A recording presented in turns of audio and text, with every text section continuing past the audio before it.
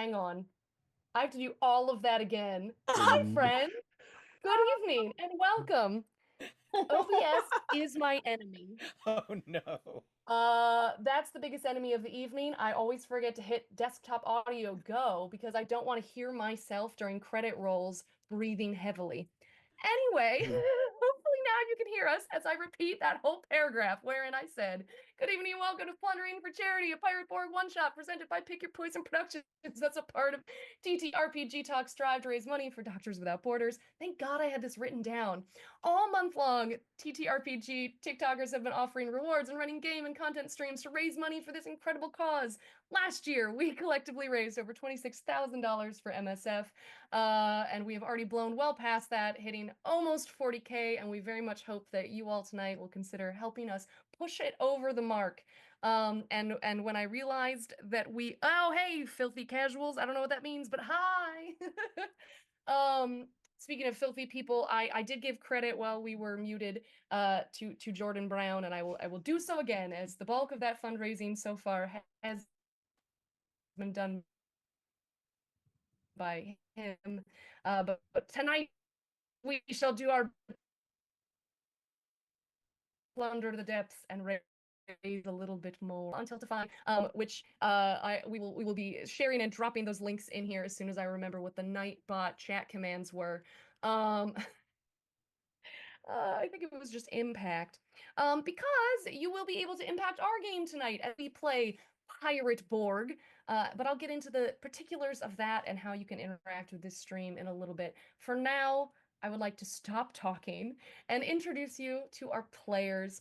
I'm going to go in order of which I have put them on your screens.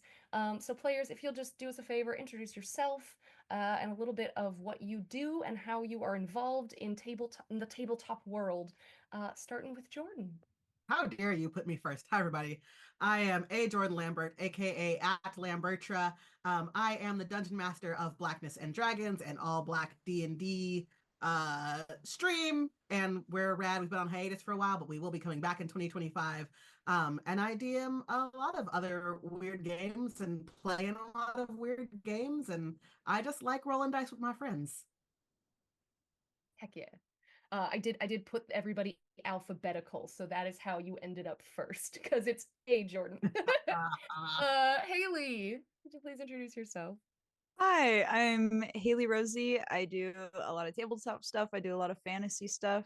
I make videos. I do cosplay. I do all of those things. All the good. Mhm. Brilliant. Next, Jeremy. Hi, everybody. My name is Jeremy Cobb. My pronouns are he, him. I do all sorts of TTRPG things, probably most known for the show Three Black Halflings, where I am co-host and resident GM. We're currently releasing an actual play series right now called City of the Black Rose, Herald of Shadows, that I am the DM of. And I also stream on Twitch. Casual Quest, twitch.tv slash casual, or excuse me, twitch.tv slash casual quest live. So those are who the filthy casuals are. They came over, normally I'd be streaming tonight, but they came over to support. So thank y'all, and I'm very excited to be here. Should we say who we're playing? Not yet. Let's hold on that front. But thank you. I'm honored that you switched streaming with us tonight. That is much appreciated. Up next, we got Justin. Hello, hello. I'm Justin Gagliani. I use they them pronouns, and I am one half of the So You Want to Be a Dungeon Master podcast. Also a professional DM and writer and a bunch of D&D content. Trying to get into more TTRPGs that aren't D&D, which brings us here. Heck So yeah. excited. I'm so excited to introduce you to the world of Pirate Borg. Quinn. Hey everybody, I'm Quinn. I use any pronouns. I am an actual play performer and GM. You can find me recurring every Sunday on Zielzadi's Magnus Archives Miami, where I play Alder. And everything else is kind of like random one-shots here and there. I play a lot of also not D&D. Um, I'm doing this charity event. I'm doing an event for the LA Fires on Saturday and then next Sunday. So I do a lot of charity one-shot stuff. Incredible. And last but certainly not least, Run. Hi, I'm Ryan. I also go by Run DMG online. He, him pronouns. I do a lot of everything on the internet. I do a lot of memes. I do a lot of little skits on TikTok and various social media sites. I've also helped kind of put together this charity thing. I say help. There's a huge team of amazing people that I've been a part of, and Jordan has done a lot of the heavy lifting financially. So yeah, I'm just here to ride the wave. I love board games, and I'm very excited to be playing. Brilliant. I do have to ask you to do a quick little tech thing while I move into the next part of the intros. I am still not seeing our rewards on the green team. Would you make sure they are active and running? Oh, you know what? That's definitely on me. Give me one second. No worries. I have so much more introduction information to deliver. For those who don't know me, I am Sarah Durnesque. I am the primary DM and the producer for Pick Your Poison Productions, and also a cosplayer and tabletop weirdo that you can find all over the internet, including still on Tumblr. I've been there for years and I will never leave. I think we're all Anyway, going to go back and join you I mean, please the way come things are back. going. It is still a good place to be. But anyway, tonight I'm going to be your harbor master, and we are going to be playing a fairly speedy one shot of Pirate Borg. For any of my fellow Pirate Borgers in the house, if you have played at any uh oh my god, I have utterly forgotten the word convention. My brain was going campaign. If you've played at any conventions, this is a fun little one shot that a lot of us like to run there, although it is going to be my personal homebrewed twist on it. One of the wonderful things about Pirate Borg, and why Pirate Borg is a wonderful thing, is that the character creation for this game is done primarily through random rolling tables. So when our friends on the stream tonight created their characters, most everything that they did was purely random. I do like to allow people for one shots to pick which class they are, particularly so we can end up with some party diversity, and for things like this, so you can see all of the varietals that are playable. But all of that can and possibly will change in an instant. Tonight, when you donate, once Run gets our donation options They up should and be available for live the tilt now. card, heck yeah, um, you all will be able to force our players to re-roll a variety of things. For $5, they will re-roll their hat, by which I mean you can tell us if you want a character to re-roll their hat, their gear, their weapon, or their clothing. Weapon and clothing options might have particular implications, and might be a slightly heavier impact on the gameplay, but re-rolling a hat could be fun. $10, you can make them re-roll a part of their characteristics, their background, things like distinctive flaw, physical trademark, idiosyncrasies, unfortunate instance, conditions, thing of importance. Think of it as like an improv game where you yell change and suddenly they have to make a new choice about themselves personally. You can also make them re-roll their special class ability. Each of the classes comes with a random rolling table of special abilities that they have. Yeah, make them re-roll their shoes.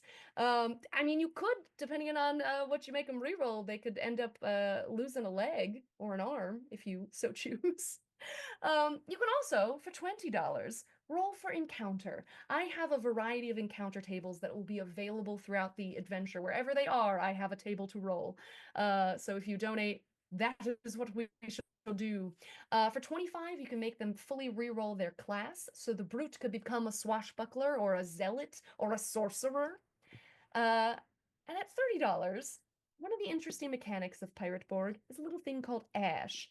In the world of the dark Caribbean, ash is a particular substance that I'll tell you a little bit more about later. And you can make them roll on the ash table, as I'm pretty sure all of our pirates will have a good stock of ash on hand. And last but certainly not least, straight up enemy drop. If you would like to donate $50 to Doctors Without Borders, I will straight up drop an enemy right into the game, no matter what's happening or where they are. And that will be great fun. So yeah, a note, a little note on Ash before I welcome you to the world of the Dark Caribbean. Ash is the ectoplasmic remains of destroyed undead, and it is one of the primary economic features of this fantasy world due to the valuable properties it possesses. So when we're talking about rolling on the Ash table, that's going to have some very good or very bad effects. And with that, I think we're covered and good. Uh, I hope you all will feel generous tonight to donate for comedy and chaos as I welcome you to the world of the Dark Caribbean. We have dropped into a fantastical realm of swashbuckling pirates and legions of the undead. In this world, ooh, wait, hang on, before we get to the wild Caribbean, I forgot, most importantly, if you donate tonight, we have 2 copies of Pirate Borg that were donated by Limithron, and from everybody that donates tonight, we will put your names into a little hat digitally, and we will draw 2 winners. So if you donate tonight, you are also not only impacting the game, but donating for a chance to win a copy of the rules, which we will send to you, thanks to Limithron, who are the publishers of Pirate Borg. Back to the Dark Caribbean. In this world, magic is real, tangible, and dangerous. These are not the islands of the Caribbean as we know them, but rather oceanic realms that were discovered long after their original populations had been lost to the ages, leaving behind deserted ruins, hidden depths of treasure, and many mystical artifacts. As the kingdoms and populations of the world descended on this region to plunder and possess it, that is when the scourge appeared, and the undead arose from the depths of the sea. Players, you are the crew aboard a frigate, which has long been sailing these seas in search of adventure, and more importantly, treasure. So to start, what is the name of your ship? The hardest question you could ask. Yeah. Are you that's what I kidding was me? thinking. Yeah. It's like, oh no. Start with it. It's gonna be the next hour and a half. Just us talking over their ship names. Yeah. It's gotta be something just like on the nose and good. My first Pirate thought ship. is the sloop John B, but I'm very okay with us not using that name. Bodie McBoatface. Oh no, I don't have any good ones. Oh, Could be McShiphead. Oh, hey, there we go. Now the we're Nina, the cooking. Pinta, and the Santa Maria. Mhm. Just collectively. I love that. Moby's dick. That's good. I kind of love it. Moby. yeah. Like, but are we That's kinda- talking about Moby the singer Yes. or Yes. Yes. Definitely exists There's in no this or. Yes. 1700s-esque world of the Dark Caribbean. Means Great. dick. Pale and Cool. hairless. So you are all... Sorry? I said it's a pale and hairless ship made of wood. I would. drinking? Horrifying. You are all members vegan. of the crew aboard a bleached ash frigate called Moby's Dick. Incredible. And you have been sailing some of you for months, some of you for years. We'll get to that when we introduce you. But you have all been, up to this point, loyal crew members under a fierce and raging, rather tyrannical captain. And I hesitate to ask, what is your captain's name? Captain AFAB. Moby? Moby. Moby. Captain I still vote AFAB for Captain is was my AFAB. initial good, thought, though. yeah. F instead AFAB of an also H. works. Yeah. That was good. Captain AFAB Moby, how about that? She's a fierce and terrifying woman, just a storm of a woman. Fierce gray hair, usually pulled back into a massive mohawked braid.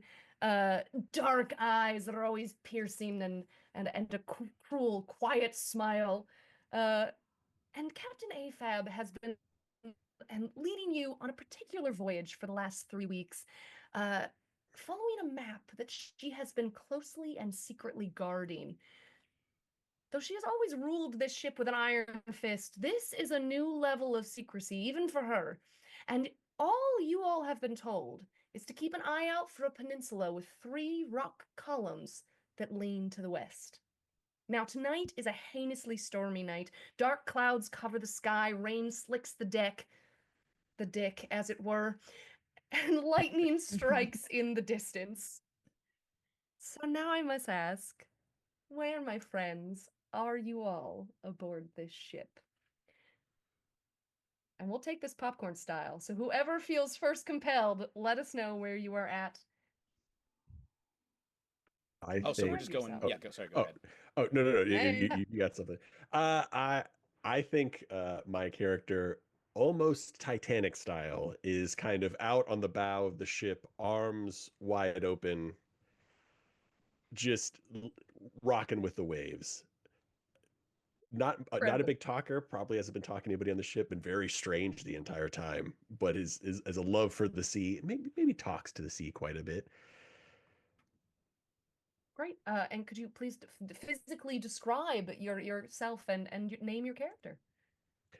So the name Henry Corrier, wearing like pretty shabby clothes, obviously a priest of some kind, pretty shifty on exactly what he worships.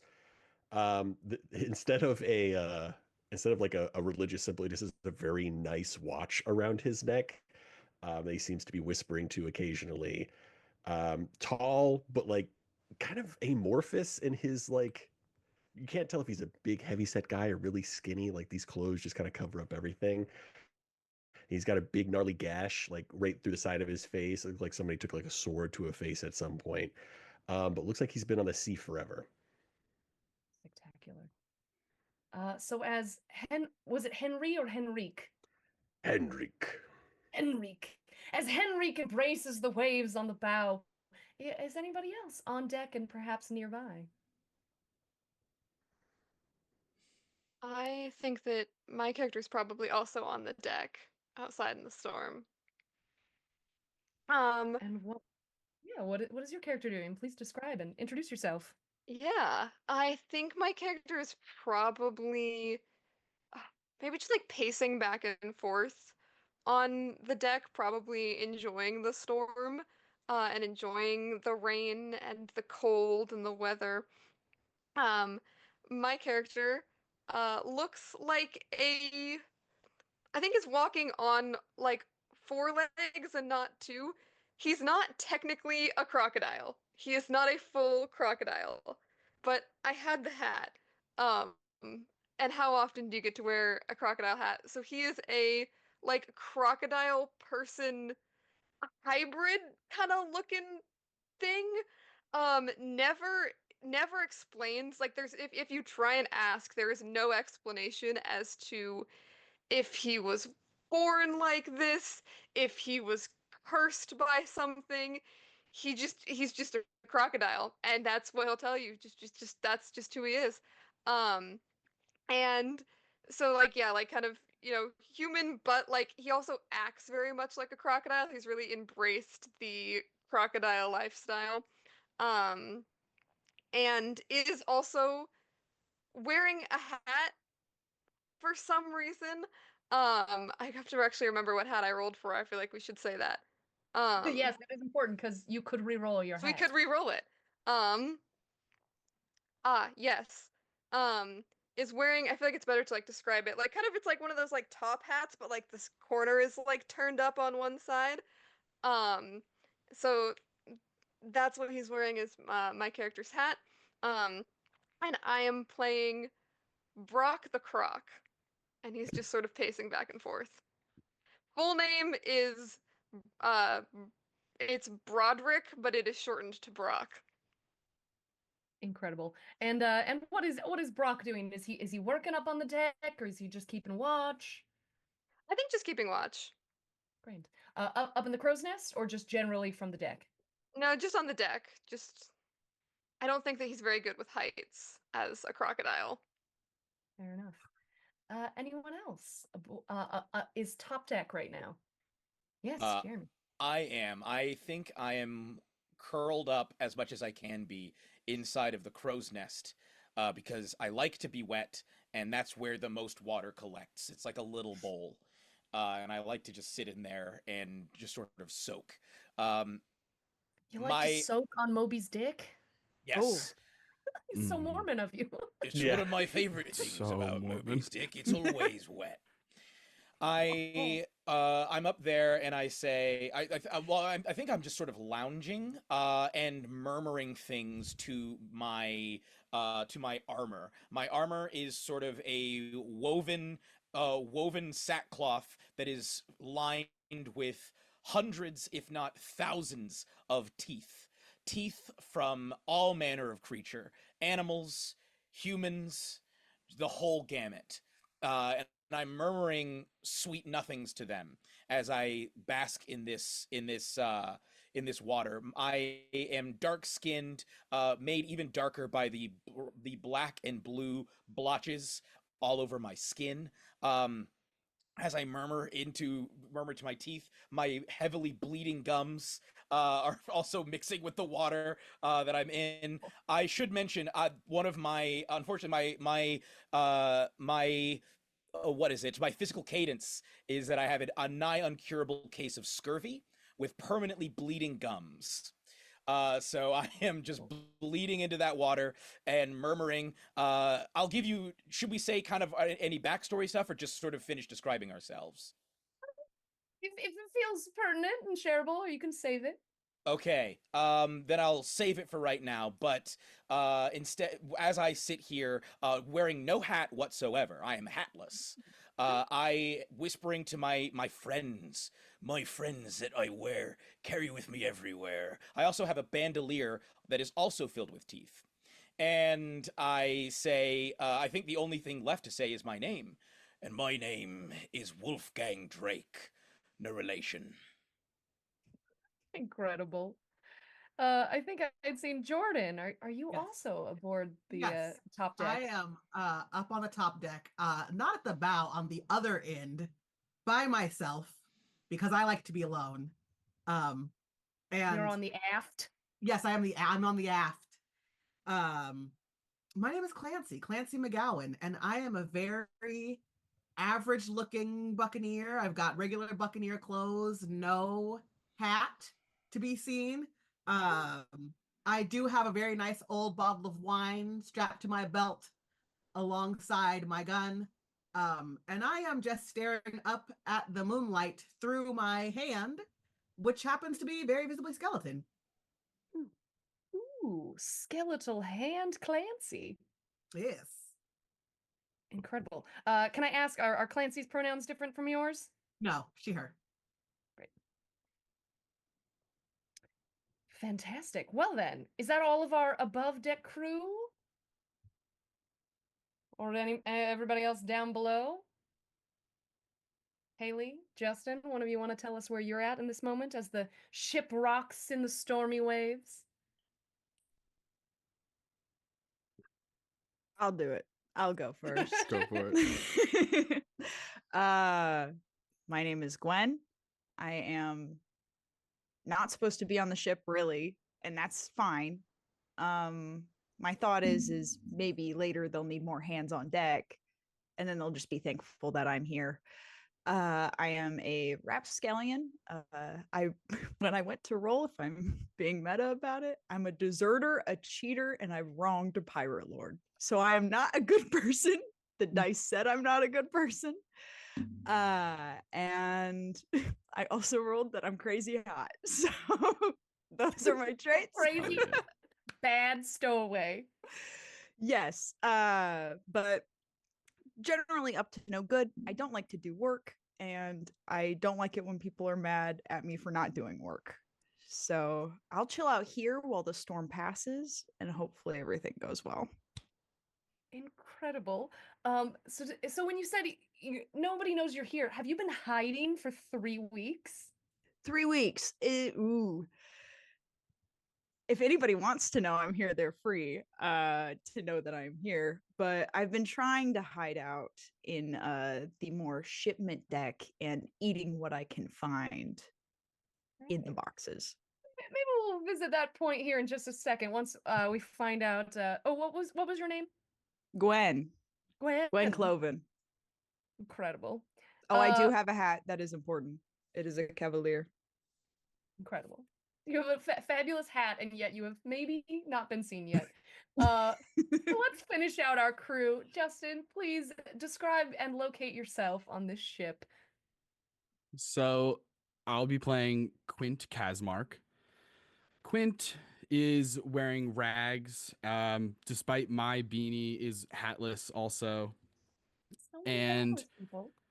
yeah, and before you would ever see him, you would smell him, as around every corner that he is lurking, you would smell weeks old shellfish, like lobsters that have run ashore and have begun being picked out by seagulls or something, because that's what my distinctive flaw is. I'm super stinky.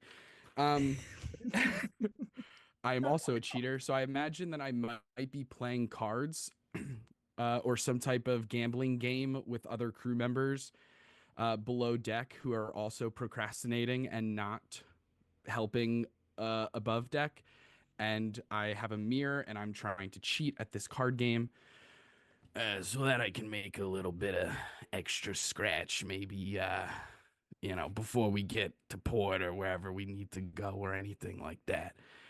But yeah, that's... I am also constantly haunted by ghosts. Good. But I'm used to that. That's been happening for several years now. So Are the they're more ghosts like helping company with the at this card point. game? Sometimes they help me with the card game. Sometimes less so because I'm the only survivor of a terrible shipwreck. Except I technically didn't survive, but that's a story for another day. Indeed. Although if you want to delve into that story for 5 hot seconds, my lights are strobing, so rather than give anyone a condition, I can fix that real quick. So what happened was this. I was aboard a huge lobster ship, like fishing vessel. Unfortunately, got caught on some reefs. The whole thing capsized over. No one survived. But when I went to hell, I was rejected. And so I'm back, baby. And now all of the other sailors, lobster fishermen who were on that ship, they're kind of peeved that they are still in the afterlife, wherever that may be, and I'm here. So I consider them friends, but it's a little antagonistic at times.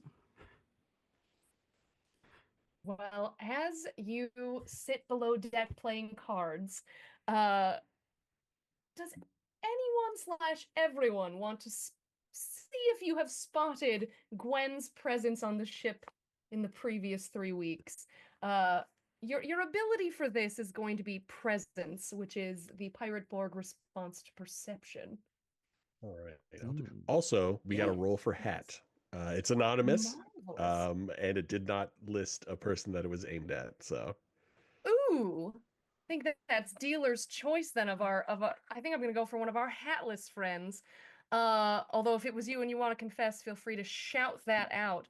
I'm also just seeing a name I recognize on the leaderboard, who is also in chat tonight. Bugcatcher Celine. If you donated, I think I know what you donated for, and we'll get to that in a second. So for Pirate Borg in general, when you are rolling, difficulty ratings are going to be a base level 12. Gwen, is there any reason that difficulty rating should go up or down? Now, while I am a rapscallion and very good at hiding, I'm also very lazy at the same time. So let's keep that at a neutral 12. That sounds pretty good to me. Fantastic. So then, yeah, everybody, please roll presence. And if you get above a 12, then at one point or another, you have caught on to the fact that there is a stowaway aboard this pirate ship. I got a -2. Do you even know you're on a ship? No, I don't. I'm busy Titanicing at the front. We also got a Bugcatcher Celine, roll for hat, roll for class, ability, and roll for character. Did not comment who they wanted that to be aimed at. So Bugcatcher Well, Celine. Celine, please feel free to shout that out in the chat. While we wait for that clarification, Clancy rolled a 16. And so Clancy has absolutely spotted Gwen. But Clancy's also just an aggressive loner. So I didn't see nothing. Nothing saw me. That's my story. I'm sticking to it. I like Clancy. Very good. Yeah, I rolled a 15. So I have also, I think I have reptile sense of smell. Is that a thing? I think my crocodile senses have sensed you, but I also don't think that Nobody Brock cares. particularly cares that there's a stowaway on the ship. Well, wow. I gotta have two. So Incredible. Jeremy, were you above or below? I got a 10. I haven't seen or heard nothing. I'm talking to my friends and fondling my harpoon. That's not a euphemism. Are we sure about that? Yeah. Well, for those of you that did perceive Gwen, she seems to be on this night of storms, perhaps going through a bit of an identity crisis. Hailie, Yeah. would you please start us off by re-rolling your hat, your class, is it class condition or class in general? This I is believe it is the class ability. Great. So Okay. re-roll your class ability, your hat, and what was the third thing? character. Yes. So Okay. I would pick one of your background options to re-roll as well. Wonderful. I don't want to lose my hat. I don't want us all to not have hats. That's genuinely what I'm most stressed about. I lost my hat. It's gone. No hat. oh, no. You're clambering the- around the boxes below where you've been hiding out, and as you go, I think this is a multi-level frigate. I think there's probably just a mist board or something in the back, and you kind of trip, and your hat falls down through it, and you hear a pirate on the hammock below go, "Oh, it's a great hat! Where did this come from? Anybody up there?" It's an amazing hat. I think you don't want to give away your position, yeah? Oh, yeah, I know it's a good hat. I know it's a So, good hat. having become familiar with the people aboard this ship, when you look down through this hole in the boards, you see a rather scrawny fellow, not exactly a high-ranking member of this ship, a kind of scrawny lad named Billy, who's never had his own hat before. He's just been wearing like a handkerchief the whole time, and he's just so delighted. He's like, "Oh, I got a new hat. Oh, I gotta go show Skaggs," who you would know to be the first mate aboard this ship. So as Billy goes and runs away, and you sit pondering in the corner your life and your rapscallion ways, would you please re-roll your ability? We're gonna knock all these out right away. All This is right. your change. You said While rapscallion, we Hailey's said no.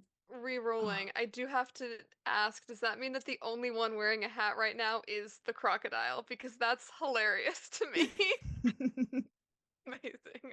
I think so, Now yeah. someone's gonna make me re-roll my hat, but I have to point that out, that the crocodile who does not need a hat is the only one wearing one.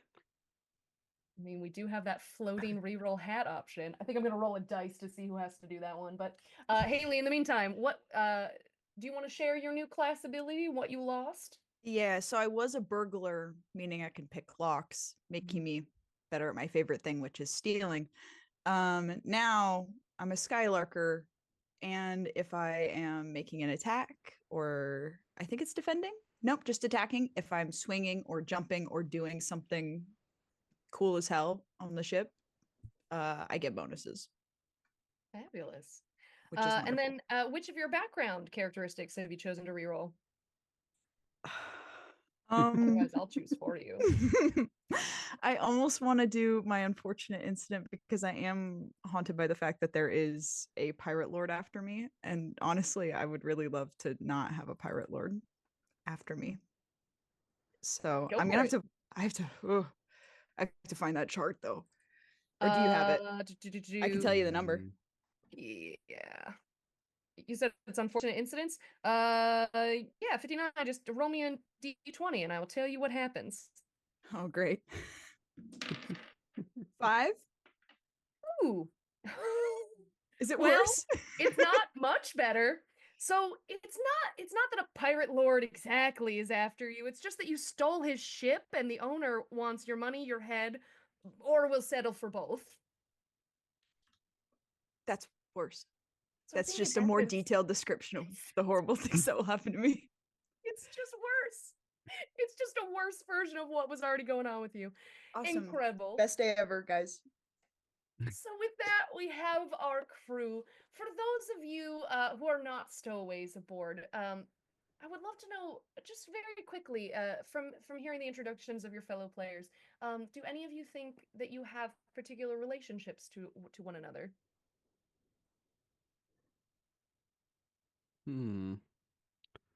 I will say in general, except with the exception of Gwen, I think Wolfgang has approached everyone at various points and asked them if, well, he said to them, "Might I become more acquainted with the friends you have inside your face?"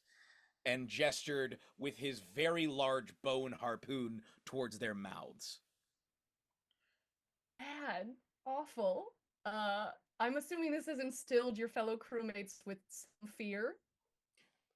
I'll let them choose how they. I'm smiling as I say it. I'm always like, yes, and I look genuinely excited at the proposition the proposition I'm making. But I'll let them choose how they respond. Maybe they're into it. I don't know. Any weirdos and freaks? Anybody like it? I'll I take think, that. Yeah. I think Henrik is like a fan. That's such a genuine way to approach another human being. And I'm just gonna yank out a tooth and give it to you. Oh, I cradle it and say, "Hello there. What's your name?" Oh, Ronald. I'll put you Oh, right it here. speaks to you too. It's so hard having 32 voices in your head. They never stop. I can't hear myself think. I can't hear what I sound like. I haven't heard my own voice in years. We are two bicuspids in a jaw, you and I. Covered in saliva. And I give you a hug. Oh yeah, I hug back. Wet. It's a very wet hug. Yeah. I'm almost too dry, but also when you put your arms around me, it's not like solid. It's like it's almost like you're wrestling a garbage bag full of eels to a certain degree. There's something more there underneath all these billowing robes. It's such a clanky hug too, because I'm covered in bone already. So it's like me hugging a man made of bone with covered in bone. If Oh, I no. may, can I Yeah. third wheel the hug Yeah. and Great. whisper gently into Wolfgang's ear? My voice is going to change 1,000 times tonight until I find it. I also I have teeth. You've got a face full of friends as well. Might I make their acquaintance? Yeah. Yeah. Maybe I can have something for one of my friends? Well, I don't have much. Do you have a request? Oh boy. I Any got this candles? spyglass. I'll take the spyglass. Right. Yeah, go for I it. point to I point to the tooth I want. I think I'm just gonna reach in and just try and like brace myself against like the wall and just tear it out of your head. Incredible. Bare hands. Are you Clancy's allowing been- this, or do I need to make him roll for strength? I mean, whether or not Wolfgang can pull a tooth out, I don't know, but I'm permitting, I'm consenting. I have a +3 to strength, so I might. Just for funsies. Yeah, go ahead, roll that. That's a 13. It happens. Yeah, you a foot on the chest, and you're able to yank that out, no problem. Hello there. It's Phil. Yeah, you got it. And I tuck Phil away as well. Oh, Phil. All right, good. Yeah, he was chatty. Clancy has watched all of this and just takes a long swig from that bottle of wine that's normally tied to her belt and just walks away muttering, "I was marooned on that island, but not marooned long enough for that shit." You can't share your libation. Absolutely not. Would you care to share in friendship?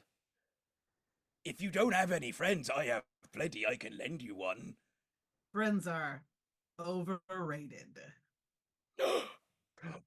She didn't mean that. She What's didn't mean life that. without friends, though? I have to ask And I at think this point. At that Sorry. point, Clancy just turns around and walks away. Yeah. As you walk Straight? away, Wolfgang, did you come down out of the crow's nest to have this conversation? Yes, unless they had all climbed up into the bucket with me, I would have had to. It's kind of what I thought, which is most unfortunate as you were on duty and you were supposed to be keeping watch. So as all this distraction is happening with the tooth pulling and the really lovely crewmate bonding, the weather has grown significantly worse, and dark clouds have rolled right over, and they've covered the sea with just an absolute wall of rain through which it would have been very difficult to see anything anyway, but even more so when you're not paying attention. So as the torrential rain falls and violent winds blow, thunder and lightning shake and quake your ship, and it is just then that those of you above deck realize silhouetted in a flash of lightning, not in the distance at all, but much too close, a massive galleon. I would love for those of you aboard, above deck, to please roll some presence as you spy this looming ship approaching yours. Does the new spyglass I have help me at all? Yes, it does. So for Amazing. you, the difficulty rating is going to drop. So from 12 to 10. It's gonna be a hot 6. 9 minus 3. Oof. It's another 2. That was a 10 for Clancy. A 5 for me. 9 for me. Here we all hope and wait on Quint. What does your spyglass tell you? Oh, it was a 2. Oh, Unfortunately, you were a I was 2. holding it the wrong way. It's my first spyglass. You'll have to excuse me. This thing isn't working at all. So it is a tragedy that of all the crew members above deck of the Moby Dick, none of you have eyes on the horizon, and the ship quickly overtakes you, and by the time you all realize it is there, it is too late. As it draws alongside yours, grappling hooks fly over, and you recognize that this is no ordinary ship. It is made of rotted, blackened wood, or so you think at first. And when you take a closer look, you realize no, it is bound bone and steel, pulled together in a horrific, mystical ship, somehow buoyant on the waves, despite being made of less than ideal materials. And from this wicked galleon, flames are spewing from the eyes of a number of skulls mounted to the after castle. It rams into your ship, breaking the wicked the wicked breaking Moby's dick right in half. And No! as it does so, from these grappling hooks that reeled it in closer, a horde of skeletons climb over and onto the deck. It is now time for combat. Who among you feels lucky? I Not always us. feel lucky. So, like, Henrik is Wolfgang. like thrilled. Yeah, you've been dying for combat. Well, as we move into the mechanics of Pirate Borg, Wolfgang, will you please roll initiative? So you're going to roll a d6 on behalf of everyone. If it is a 1 to a 3, the enemies go first. If it is a 4 to 6, you all go first. All right. I have a dice roller app. I'm going to see if I can hold it up. Okay, here's the d6. That's a 3. Oh, no. Ooh. Your honesty is appreciated, and yet it is unfortunate you are all overtaken by this horde of skeletons. So in Pirate Borg combat, there will be sadly no rolling from me. It shall all be defense and kind of popcorn style. So I'll say simply that each of you who are currently above deck at this moment, please roll defense, which is going to be your agility modifier. If you have an armor, that will reduce the difficulty rating. Otherwise, anything 12 and above is a success. You dodge the incoming attack. as most of you are overtaken by black skeleton marauders. The 12. Success! You dodge as this skeletal blade comes swinging at you. Something about the weird way your robes shift and move. It can't quite find purchase. 14. Fabulous. You as well, Quint. You bob and weave, though. You just get the spyglass down in time to pull out your own weapon, which is a belaying pin. Ooh, wonderful. And you do belay that. You parry. Jordan. Clancy. Agility, right? Yes. Then that's 13. Incredible. You defend easily. What weapon are you swinging in combat? A cutlass. Ooh. Cutlass meets cutlass. The blade of the skeleton meets yours, and you deftly swipe it away. Who else is above deck? What did we hit? I got, so this I'm not quite clear on. So I have Yeah. the equivalent of Conquistador plate. I rolled an 8. However, it does say that I have a DR, defense is DR +2, and I also have a DR +4 on agility tests, but I also have, looks like a minus D6. I'm not sure how the minus D6 or the pluses factor in. Yes. So this is where it can be a little odd coming to Pirate Borg for the first time. So your difficulty rating was a 12, but with the Conquistador plate, that makes it much harder for anyone to hit you. So that reduces it by a D6. Which I believe is straight. God, it has been a while. Yeah. So I will roll that, which is going to be a 6. So that'll take you down to a 6. And then when you are rolling your agility, you will add 2. Okay, so that your makes, odds are so much higher of beating it. yeah, so I got to a 10. Incredible. Yeah, so you easily beat that. And what weapon are you swinging in combat? I'd already had it out. It's my harpoon, made of whalebone. Spectacular. So as you swing your whalebone harpoon, you handily bash away the sword that the skeleton was swinging at you. Now, for those of you, I think is that excuse me, I have Brock. one question before this goes on, because Yeah. I am a haunted one, or haunted soul, Yes. specifically the Eldritch Mind. And every time combat starts, I have to test Presence DR 12. I Ooh. rolled a 12, and I have a +0. Does beats it essentially? Yeah. Okay. So does that mean you hold on to your humanity in this moment? Yeah, I don't completely go berserk. Incredible. We're of a kind in that I have the same thing. Ah! So actually, two bicuspids in a mouth. I think because you passed, when you attack, it's actually easier. So you only have to roll a 10 on your attack. Oh, that's now. true. I harnessed the fear. Yeah. Okay. Cool. Yes. I Wonderful. failed because I have -3 in presence, so Ooh. I freak out. Well, we'll get to that when it's your turn to hit, I guess. Meanwhile, I think our last one above deck is Brock, as skeletons swarm you.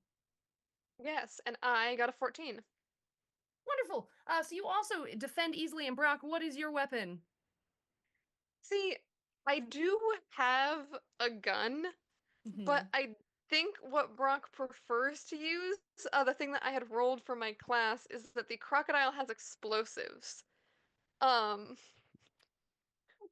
So I think that the preferred method is bite and grenade. Sure. Bite and bomb. Bite So I'm not and sure that the bomb. gun is coming out quite yet, and because I have 2 bombs that I can blow up our ship, why not? Incredible. So I think in this moment you are relying more on your reptilian ways, and you're kind of dodging out of the combat strike as it comes at you. For those still below deck, which I think is just at this point, Gwen, having lost your hat, would you roll presence just to see if you notice what is taking place up above as the thunder is rolling and the lightning is striking? Can you hear the combat above? And that's on a 20? Yes. Wonderful, because I rolled the natural 20 plus 1, 21. Ooh. Well, if only this had been combat, it would have done something for you. But as it is, we will say that you are able to hear combat, and if you would like to engage and partake, you will be able to run up and join your crew members in combat as it turns to their side of the fight. Are you running up? Here's why. If I do so good, they won't even remember that I'm not supposed to be on the ship. They'll be like, oh, thank you, Gwen, thank you. So yes, I will be running on the ship. Smart. Fabulous. So with that, you race up to the top deck and you join in the combat, and what you see is just hordes of these skeletons, bedraggled clothing, blackened bones dredged from the deep. I think all of you, having been around these wicked seas for long enough, know that this is a part of the scourge, that the undead have risen and they are hungry for you. Yes, Gwen. Oh, sorry, I was Oh, I thought listening you raised very your hand. animatedly. Pretty good. Well, at this point, it is now y'all's turn in combat. So, like I said, kind of popcorn style for Borg. Who would like to fight a skeleton first? I have a preparatory thing I can do because I'm Yeah. terrible at combat. I am going to use a prayer. Divine light, bright light radiates from me for. Oop, I just dropped a d6. Oh no. Right off the table. And again. For 10 minutes. That's a long way to go. Enemies that see, which I assume are most of them on the top deck, now easier to defend against. To defend against them, you just need to roll a 10 or above, not a 12 or above. And Is that for everybody? it's for everybody. It goes against any enemy that can see it. I'm assuming since we're on the top of the ship, pretty much enemy. But a big, voluminous, like kind of weirdly opaque cloudy light begins to kind of emanate from me. It's like pale green. I'm praying something. Shine bright like a diamond. Shine bright like a diamond. Whether or not your fellows can hear this above the storm, it seems to have an effect. You all feel heartened by this religious prayer. Yeah. That's it. I won't move or do anything else. That's it. Wonderful. Yeah. Since I have 2 HP, I realize I probably will not survive another round of combat. So, or if I get hit, there's a good chance that I won't. So I think to sort of simulate the Eldritch Mind response that I'm going through, I'm gonna have a little flashback. I have a flashback to that very day when I used to be a sailor upon the whaling vessel October. That's right, one of October's very own. We laid anchor on the settlement of Compton, on the Isle of Angels, where we heard rumors of a great whale, a beast named Kendrick of Lamar. We encountered the whale, which managed to destroy our vessel. The rest of the crew plunged into the depths. The oil on the ship leaked out, and one of the cannons malfunctioned, setting the oil ablaze. I watched as my crew were burned alive in water. I leapt to my demise, but luckily landed upon the whale itself, which had just begun to breach. It opened its mouth. I fell inside. I found myself surrounded in its depths. I climbed my way all the way through its digestive system, and on the way, I took a prize. The whale escaped, but so did I, and I held up my bone harpoon, formed out of the whale's dork, its very baculum. That's right, its cockbone. And I look here, surrounded by my friends, the teeth that carry the souls and voices of my lost crew. I wear with me every day. I hear them whisper to me. They're not like us. And They're all not of this like happens us. in bullet time as Yes. skeletons are coming at you, and you think about hitting But I don't them see or running away. skeletons. I see, instead of shiny wet skulls, I see shiny wet whale skin. And I lower my weapon, pointed towards them, and I get to work. I'd like to fire my harpoon. Yes, incredible. Go ahead and roll 2 dice for me. The first one must be above a 12 to hit. And the second one, if you get above a 14, I'll say that you can harpoon 2 of the skeletons coming at you in one go. Okay, so say is this 2d20s? Yes. Okay. Okay. So, and what am what am I adding?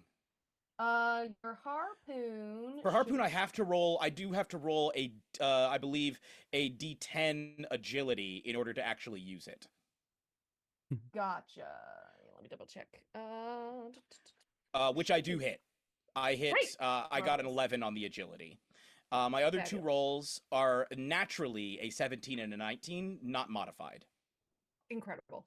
So yeah, with well above the difficulty rating needed, you are able to charge both of the skeletons coming at you in one go, and you spear them like a kebab. What is the damage for your harpoon? It's a d8, so I'm gonna roll a d8. Yeah, roll 8. that twice. Okay. 9 in total. Individually, sorry. Oh, 8 and 1. Fabulous. So the first skeleton on the front of your harpoon just utterly crumbles, and there is an explosion of rainbow prismatic ectoplasm, which you know to be the substance of Spermaceti. ash. Oh yes. So there's a pool of ash at your feet. The second skeleton is just kind of stuck on your harpoon and jiggling there, but pretty good. I Next- got one on the line. And that's all I say. Fabulous. Anyone else above deck? What are we doing? Clancy has her cutlass and she is just ready for swordplay. I believe she's probably humming to herself. Bum bum ba bum bum ba bum bum ba bum. It's the jaunty tavern tune you know Yes. so well. Yeah. So I roll a d6. What do I roll for? Okay. Walk me through these rolls. What am I rolling and how? Yes. To attack, you are going to roll your agility, Okay. which some of that your was weapons nat may 20, have. so I'm not even gonna add the modifier. I'm just gonna move on. Incredible. So that's a critical. You're going to deal double damage. 3 plus 9 is 12 times 2 is 24. Yeah. So you know what? Whoa. I'm just going to give this one to you. It's not just one skeleton. You all watch as Clancy goes to work. And remind me, you are which class? Buccaneer. Buccaneer. Oh yeah. So a buccaneer Yeah. does as a buccaneer does. You all just watch it as a swinging blade from Clancy just tears through like 3 skeletons in one go, who are all absolutely destroyed in explosions of ash and bone. Incredible, masterful work. Quint, Gwen, I'm so Brock, what are impressed. we doing? But in an I feel attempt like I to should go last since I'm going to blow stuff up. that's so fair. Amazing. After that impressive display, I feel like I need to impress these people as well.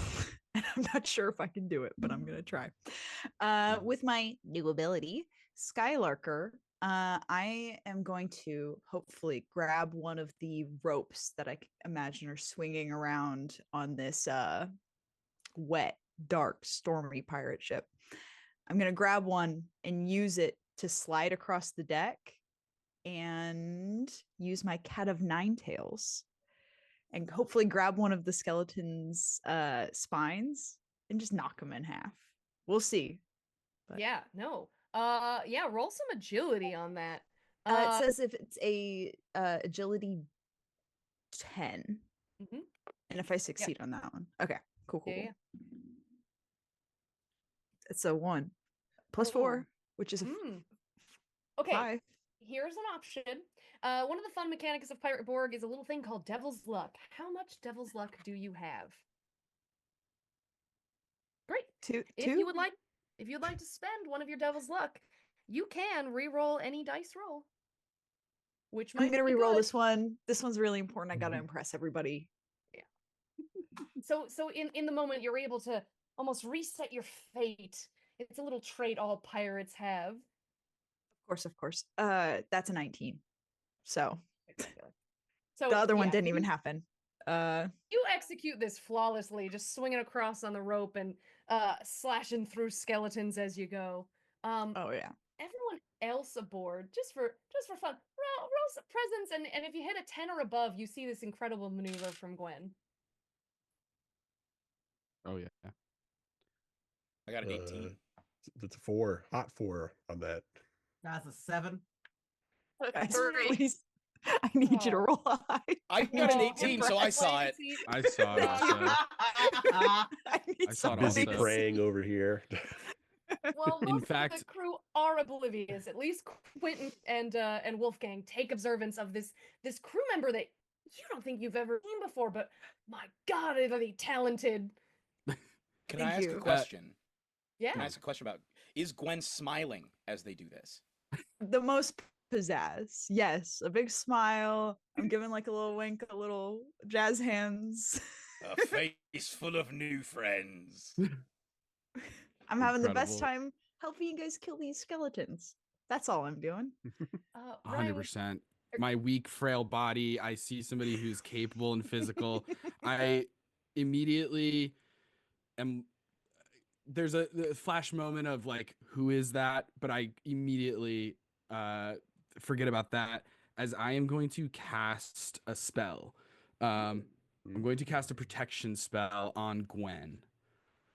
So what happens is, I think his Quinn's eyes glaze over white like cloudy storms, but like daytime clouds that bring summer rains. And I just I imagine from Gwen's perspective, it looks incredibly terrifying because you don't necessarily want to be seen except to make a great impression. And it's just me going, this'll do. And I just reaching a hand out. And as I do that and sort of raise my hand up, you are surrounded by a spectral lobster shaped armor. The hard carapace of a crustacean surrounds you, and you now have protection for 1 hour. And you get a minus D2 protection, whatever that specifically entails. It does not, it's just extra armor. It doesn't affect penalties for strength or agility. It's not affected by fumbles, and it lasts an hour. incredible. As How did he as know you I need it? Yeah, as you cast the spell and Gwen feels it. I would also like to confirm, Run, could you confirm? I believe Hexter has sent a donation through, and I just want to verify what that is Yeah. for. I confirmed it. It is in the Discord chat. I don't. Oh, Should wonderful. I just should I shout out or should I put it in the chat? What would be better for I you? was just not paying attention to the Discord, but I will. So, Secrets. I'll let you all know. What was donated is a chance for an encounter. So mid-battle, as this spell goes off, it actually turned out in your favor as Quint, you find kind of a moment, a reaching inside yourself as you become aware of and learn innately an ancient and arcane ritual. The magic of the sea has seen your good turn and done you another. So could you please roll me a d20 and we'll see which arcane ritual you now know. That's a 14. Wonderful. Of course, they did it in Roman numerals to make things fun for me. So that is, oh In God. XIV. Yeah. Yeah. So you now know the cool arcane ritual, release the Kraken. And should you cast this ritual, a Kraken will be summoned. Wait, on our In- side or just Yeah. in general? Doesn't matter. It's Kraken. No Kraken. answer. Cool. Find out. Yeah, would you I like do not want find to out in fuck this around and find moment? out what that one. Would you like to give in to the sea? Can I immediately do magic it? of this moment? If you'd like. Gangbusters, let's do it. What are we, an hour in? Let's do it. I have Hell yeah. 2 HP. You have It's gonna protection go now, so though. full You have for you. lobster armor. Right, my bad. Things will be fine. No, I'm kidding. This will all work But out. absolutely. I think in this moment there's a little bit of not confusion, but maybe misinformation going through Quint's head, where I think he believes that he is summoning not a squid-like kraken or something of mythical proportion, but rather the biggest lobster you could imagine, the biggest crustacean that could ever exist, an Alaskan king crab of sorts. And feeling that familiarity, will once again look out over the deck of the ship, and this time with both hands. And in this moment, drawing all of this power from the sea, you begin to see a chorus of individuals around Quint as they all are in unison raising their hands. And you just see a bunch of different sailors behind him, all with like massive pincer like scars all over them from their lobstery demise. And we all in unison begin chanting as we raise our hands to the skies and summon the Kraken. Incredible. As you know, or as you feel it in the moment, nothing is currently happening. I do want to take us to Brock's turn first. But you have seen magic come from one comrade of yours, and seem to empower a crew member you're not wholly familiar with. But what would you like to do, explosives in hand? Oh, yes. In Claw, rather, I think. Much like how Gwen, everything you rolled about Gwen was a bad person, everything about Brock is just violence. Brock shoots first and asks questions later. So I think Brock does take a second to like watch the violence and kind of like revel in the destruction going on around, and then like if you've seen like a crocodile like stand on its back two legs, looks like that. It's not the most intimidating picture until he reaches like a clawed, scaled hand into a pouch and just pulls out a grenade. Um, where is the biggest concentration of skeletons? Like, are they on our ship? They have mostly made their way at this point. The largest concentration would be right at the point where their ship rammed yours. So your ship is kind of Titanicing at this moment. It's like breaking apart as another Yeah, ship is it's already pushing into it. destroyed, basically, is what I'm hearing. Yeah.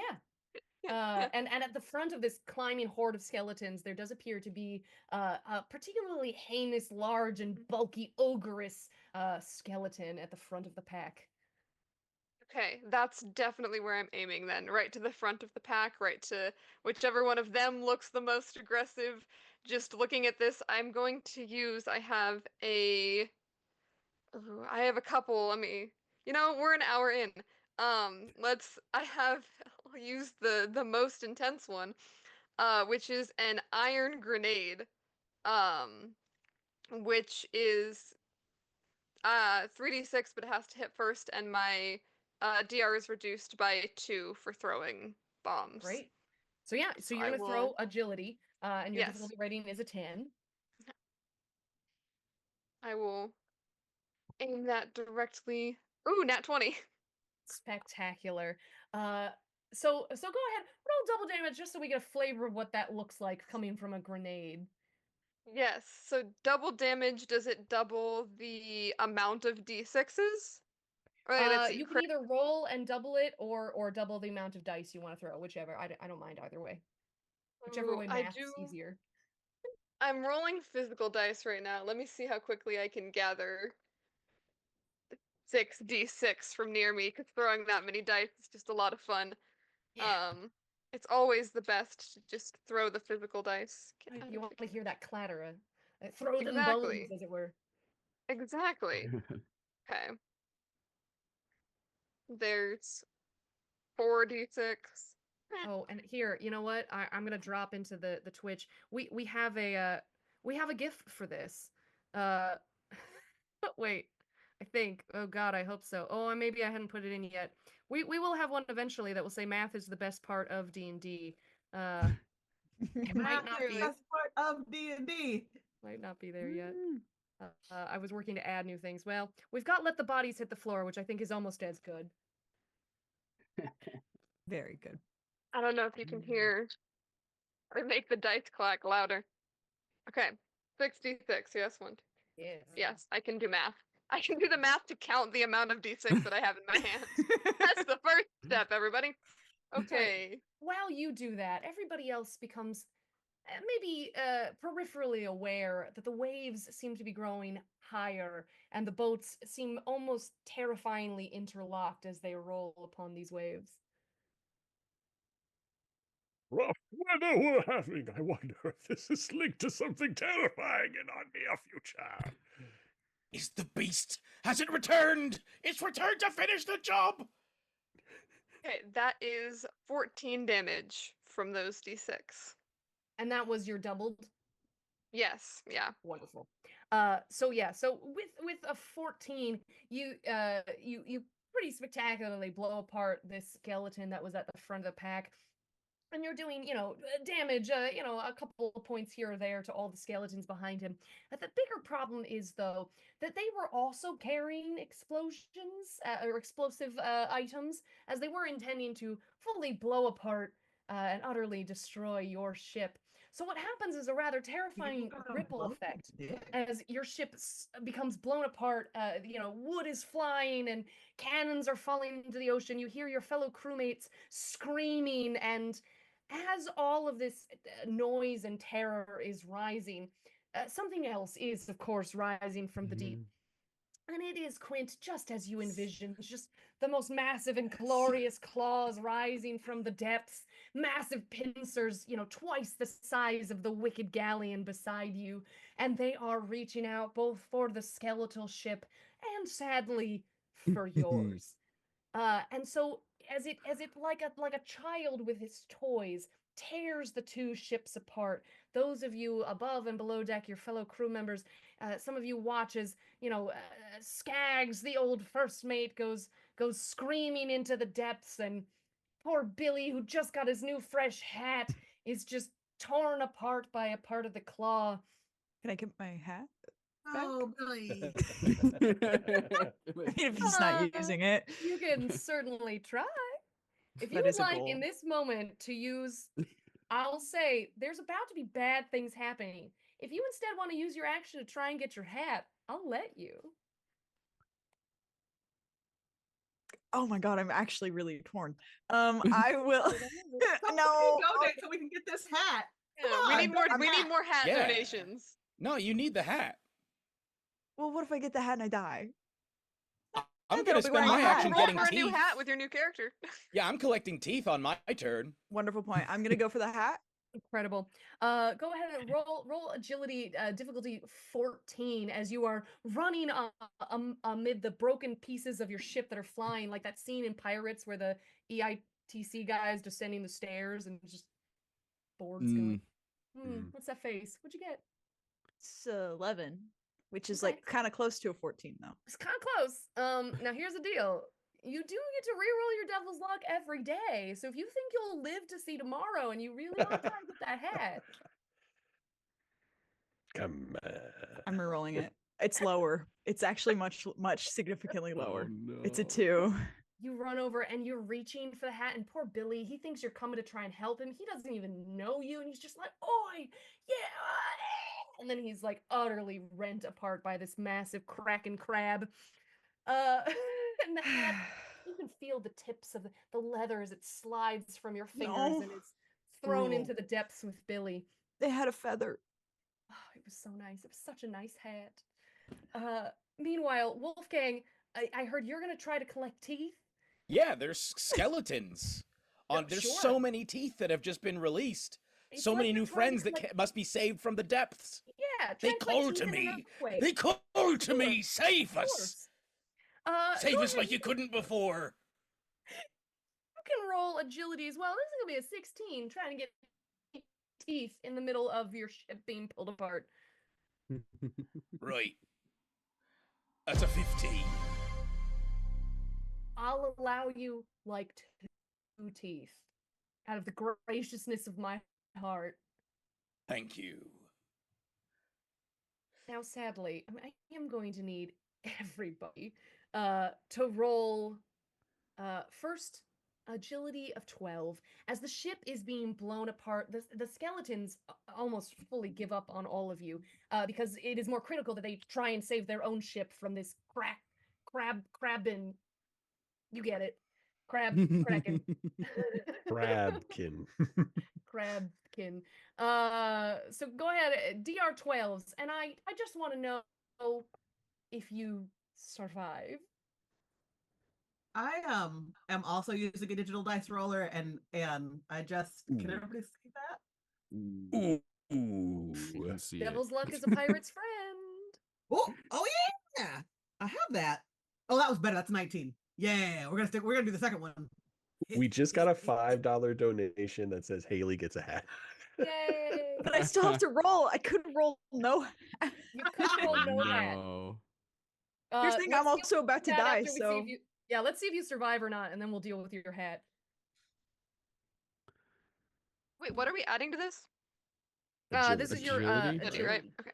Okay. Then that is 15. Survive. I would like to use Yes. my luck as well because I rolled a 5 initially. So I'd like to use my devil's luck to re-roll. That boosted it to a 14. Survive. I have a 17. Survive. I rolled a 13. Survive. Barely. It's a close one. Jordan, what did you get? Or Clancy? Oh, 19 plus 2, 21. Oh, incredible. Great. I want to make sure that reroll was successful. Fabulous. So, all of you, as the ship is blown apart, you're able to find ways to dive off and to flee. The kind of the aft of the ship where captain's quarters are the last to go, and Clancy, with I think the highest roll here, you are almost like running almost to go run off the top of the aft where the ship's wheel was, and so as you go you are running up the stairs to leap off the back of the ship, and you run past your Captain Afab Moby, and she is pierced through the chest with just this massive plank of wood protruding from her chest, and she sees you as you run past, and she reaches out and she grabs your wrist. She grabs you and she pulls you close, and she says, "You have to do it. You have to finish it. You have to find it, Clancy. You're the only one I could ever trust. You're the only one out of all of these scallywags I've ever liked. Take this." And she hands you a rolled up map. And that is in your possession as you go jumping off the back end of the ship. And as the ship sinks into the depths, you all individually in different places on the ocean find yourself tossed by the waves, trying to grab onto any debris you can. But we are in this moment going to pan out almost cinematically, watching your ship as it falls and sinks to the depths of Davy Jones' locker, and the massive bony wicked galleon must now contend with the Crabkin on its own. Thankfully, its attention is diverted, and so neither the Crabkin nor the skeletons will come back after all of you as you swim through the ocean. Just on the horizon, as dawn is approaching, you all on the waves are able to see just a tiny little island, and you begin to swim for your lives. Having survived, we will say that you all make it, but you pass out with pure exhaustion on this sandy beach of a tiny island. And for here, I will say, I think is a good time to take a very quick bio break. When, actually, before we come back, we will say, swimming on the waves, we had 2 rolls for hat left. I'm gonna roll a cute little D4, because I think Clancy got the map, Gwen's getting a hat. Let's see which of our other pirates will get a hat. So that is going to be Quinn. You may re-roll for hat. Hailie, please, Gwen, re-roll for hat. Let's find out what hats you all find. Watch us wind up with no hats. gonna be no hat. Watch it be no hat. It's no hat. I'm not joking. I rolled another 2. I've rolled 2 2s. No hat. Okay, I gotta roll Do a you hat. have luck? Yeah. No, I wasted all trying to get another hat. Oh man. Okay. Ugh. The same hat I already have. Hey, look, you're Amazing. able to hold on to your hat. You are the only one of this crew as you swim through the waves to reach your salvation, tiny little island. Brock keeps his hat, and the rest of you, hatless, pass out exhausted on the beach. Here we will take a quick little bio break. Let's call it coming back at it's probably about to be 8:23, so we'll call it 8:28. We will come back. Any of you watching, thank you so much for being here. If while we are gone, you would like to try and get more hats for this crew, or perhaps more treacherous encounters as they try to survive, please feel free to visit the Tiltify, and we will be back in 5 minutes.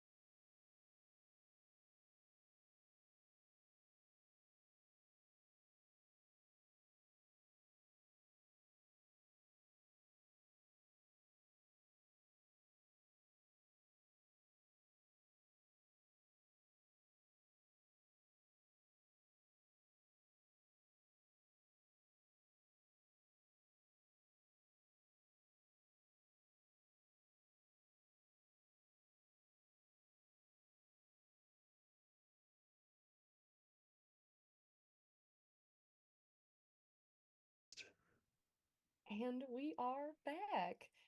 Thanks again, friends, for being here. Thanks for watching the stream and being a part of it, and helping us raise money for a good cause. Speaking of, while we were away, it looks like another roll for hat came through from Wardenclyffe with the message, "Put your baculum into it," which is fantastic and hysterical. So as the sun rises, and you all find yourselves waking on the sandy shore with the debris of Moby's dick washing up around you. Wolfgang, please roll for hat. Just can we say it's the bris of Moby's dick? Watching. Oh Yes. boy. The bris Oh, of Moby's boy. dick. Debris. Okay, so here we go. I'm gonna roll a d12. Here we go. Hat roll. That is an 8. That is a bicorn. I got so a that, I bicorn believe- hat. Yeah, one of the classic pirate shapes. You wake up and you find this wonderful bicorn hat. It's a little sandy, it's a little soggy, but it is rather spectacular. And just right next to you as you wake up face first on the sandy shore. I don't pick the hat up. I just sort of shimmy over and slide my head into it and remain lying there, for I am lazy. Fair enough. So yes, you all wake, I mean, exhausted, waterlogged. You had to swim probably for at least a good hour to get to this island. But as you all wake, I do want to start with Clancy. You awake with the map clutched in your hand, and thank goodness it was made of like, a good hardy vellum or something. It is soggy, but not shredding. It's not falling apart like paper. And as such, I'm going to take us to our other screen here, so that everybody can see the wonderful map that you have earned. Hopefully, there we go. All right. Hey. As you Whoa. unroll it, you just have to picture sand beneath you instead of this fine wooden planked table. But as you unroll the map, you find there a map that appears to depict an island with the 3 jagged rocks pointing westward that your Captain Afab had been telling you to keep an eye for. And at the bottom, it's scrawled there. And I guess my question is, Clancy, do you think you would know Captain Afab well enough to know if this is her handwriting or someone else's? I'm gonna say yes. Clancy would know that it's the captain's handwriting or not. Fabulous. Yeah, she's signed leave orders for you before, and maybe you've done a supply run here or there and been given a paper that is a mark of her credit for certain ports of call. I think you would recognize that this is her handwriting. So it's not something that necessarily came with whoever drew this map, but the handwriting at least is hers, and it reads there, "Only those with the heart of the sea shall pass through the doors of blood."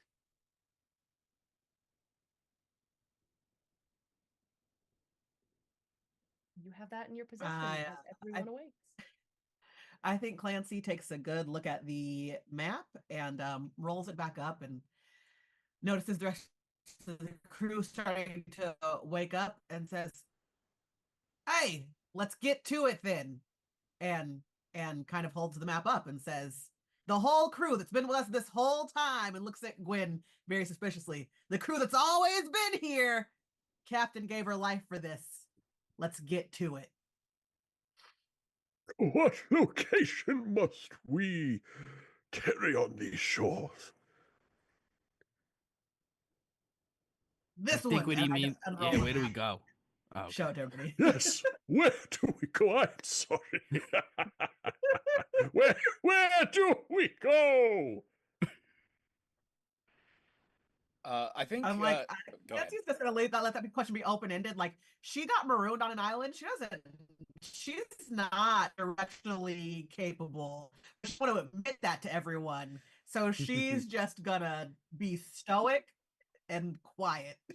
I would like to take, as we're sort of getting ready to go, I'd like to take out my important item before we set off.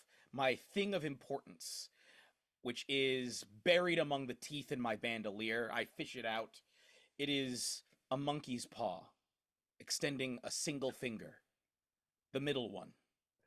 And I'd like to cradle it, and I'd like to whisper to it, "Please, whatever happens, let me finish this thing with Kendrick of Lamar." Does the hand react at all? Does the paw react? It curls. Well, I guess it curls slightly, but otherwise does not react. I guess you could take that as a reaction, perhaps, if you will. I nod solemnly and just slide it back in, and then whisper to my clothing, "What the fuck did that mean?" Are you talking to me? No, I'm just speaking to my friends. I actually got some okay, new I'm ones. sorry. 2 new ones, Ernesto and Larry. See? That's good, And I because show we're off the all friends here. Yes, all of us. Looks over at Gwen. Yeah, All of us. including this young, mysterious new person. Besties, let's go. If you like to get more acquainted, I could maybe hold your friends for you. My teeth? Yes. I'll be holding on to them myself. Right, okay. Not very friendly then. I sort of Kind of selfish. just walk off. Keeping all of my Clearly teeth. must have a in. problem with me. These teeth. He talks to the teeth. It's a whole thing. He's a teeth guy. I just like to keep as many as possible for as long as possible, so. Hoarding friends, I Totally- see. Totally I would fair. have traded you some. Let's. Every crew's got one, right? Every crew's got one. Yes, Yeah. a teeth hoarder. Won't share their teeth. Despicable. Now, we have the map, but I do think you can't play coy with directions. We have to go somewhere. Well, we know that we were looking for those 3 rock spires or something. Do we see it? Hold on, I have a spyglass. Incredible. Yeah. And anyone Now, let's count to 3. figure out the right way to do this. Roll presence. Incredible. Eventually we'll roll some other skills, but presence does tend to get used a lot. That one. Oh, can I roll presence? That was plus nope, no, there's no modifier to that. 18. I will say it has dawned, and though other harbor masters might be cruel and unyielding and say that having swum all night you are exhausted, I shall be kind and allow you all to renew your devil's luck for the day. Say you got a Nice. good nap on the beach. So if anyone wants to re-roll that fail, you are welcome to. I will re-roll that fail. So that Especially given that you have such a nice spyglass, you know, that reduces I would difficulties like in all kinds to of ways. believe. I would like to believe that Wolfgang gave me a functional spyglass, but it's appearing not the case because that is an 8. Just like filled with teeth. Presence is just Like a zero. maraca. Like a kaleidoscope. Yeah. Trying to... Rattles. Man, it looks like dentish, like a like a freaking mole. root canal in here. It's full of cavities. You have to angle it so you can see through the cavities. Oh, Just shake it up. As Quint is failing to find anything with the spyglass, did anyone roll above a 12 for a presence check? A 14. Yeah, I got an 18. Ooh. A 9. Now 12 minus 3. Well, Clancy, No. you know, map in hand, you seem to be there's a reason that Captain AFAB trusted you, and that seems to be your quiet but strong hidden leadership skills and your ability to see, that you all have landed on a rather small island, but it appears as you look down the length of it from the far end beach that you have landed on, it's kind of a long, skinny little island, and it almost looks just towards the middle of the island that you can see like three fingers reaching from the depths, these large rocky points jutting out from the ocean on the west side of the island. You have landed most fortuitously on the very island you were seeking. I due west, mateys, and I just start walking. I follow. I follow. Yep. I will also follow. So you all trek up the sandy beaches. As you go, you pass as we already said, the debris of your wonderful vessel, Moby's Tick. As you go, there's also the corpses of your fallen crewmates. Are we walking past or doing anything as we go? Hat? Any hats available? I will be running those pockets. I'm going to go through as many pockets as I can, looking for little bobbins and whatnot. Well, then yes, I will say, as you all go, you can roll. We'll do some straight up luck here. If everybody wants to roll me a d20, and then we'll go in order of which you are in the stream, so it follows alphabetically, as it were. Clancy, anything? That was a 10, nothing. Alas. Hailie. Oh God. It's a 5. I've pulled out multiple d20s. I can't roll above a 10 tonight. The sea gods just want the viewers to be generous. They want it to be a paid for roll for hat. No hat for you. Awesome. Thank you. Jeremy or Wolfgang, excuse me. A 2. No, nothing. Nothing but well, look. It's not as though all of their teeth were knocked out. It's just all their teeth are firmly rooted in their skulls still. So you would have to convince the group to stop trekking if you were to acquire any teeth. I'll bring the skulls with me. We can extract the teeth horrible. later. Sure. Roll me a cute little strength check, and let's see how many skulls you can wrench from corpses on your way. An 11. You try with one, and it's almost like, well, I don't know if you played with Barbies, but they have that little round ball on the neck and in the head, and sometimes you just can't get it quite out the hole. So try as you might, it's just making that little suction sound, and it won't come free. And the others, I think, kind of usher you along, wanting to get first to the treasure. Goodbye, my friends.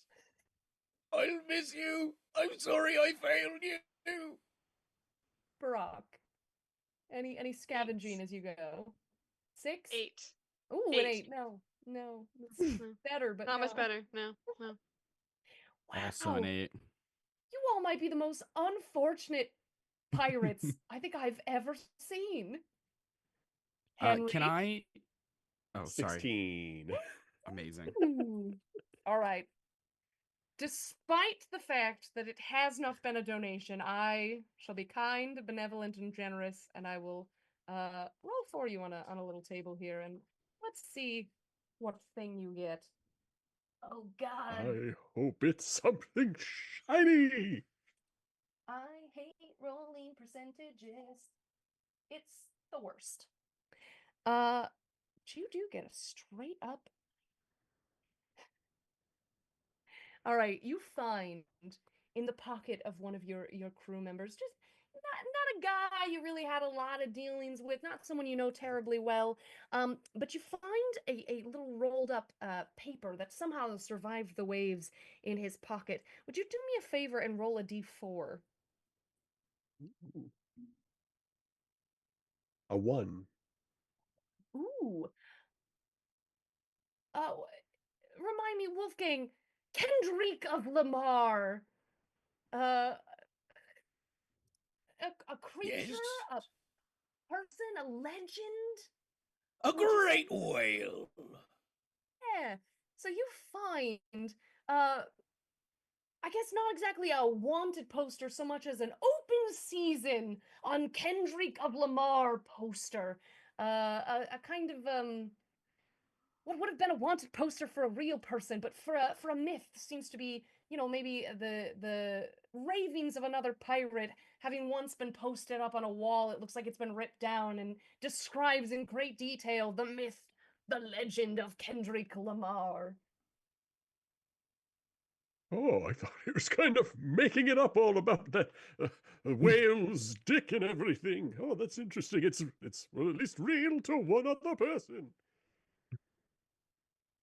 Do I see Not this? a tall tale, because I know every tall tale.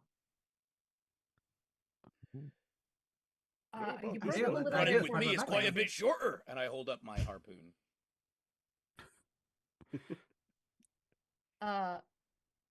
Clancy, I missed. Was that you said you do know the legend of Kendrick Lamar? I said it's not a tall tale because I know all the tall tales. It's part of my background. Oh, there we are. Yes. So then it must be true. Fabulous. Wolfgang, I guess this really is a question for Henrik. Were you keeping hidden what you found, or do you share it with Wolfgang?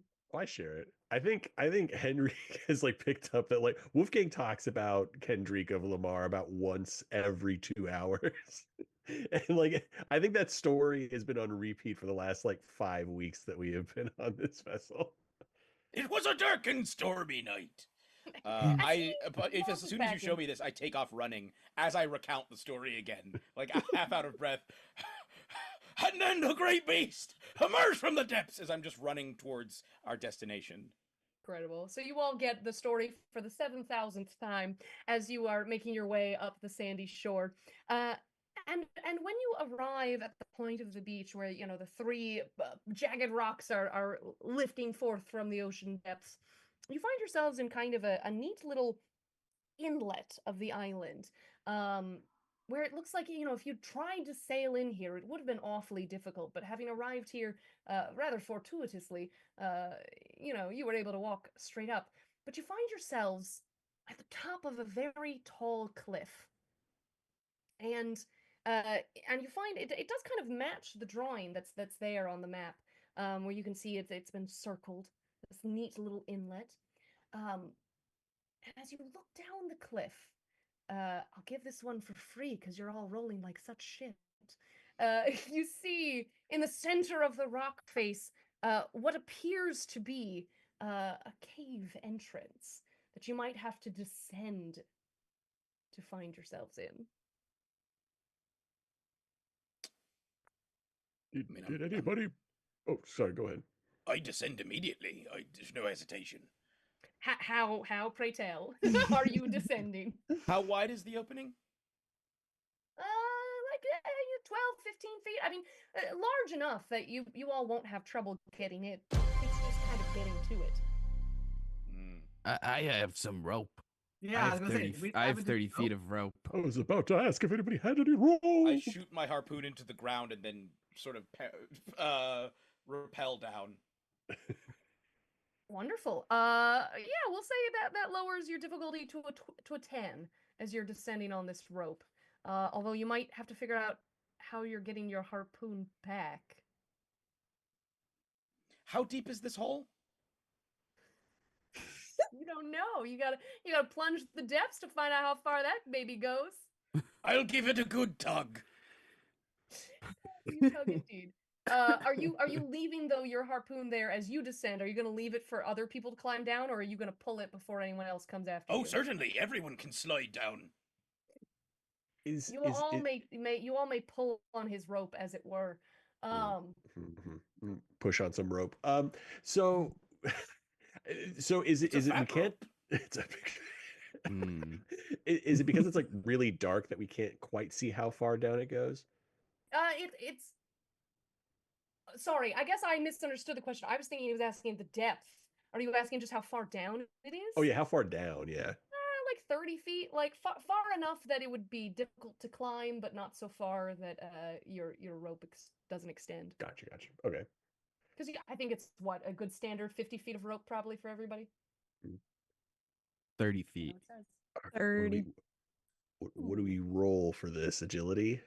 Yeah, unfortunately, our most used skills: agility and presence, dexterity and Heck perception, yeah. as it always Either is. we're taking the short way or the long way down. One way or another, you're going.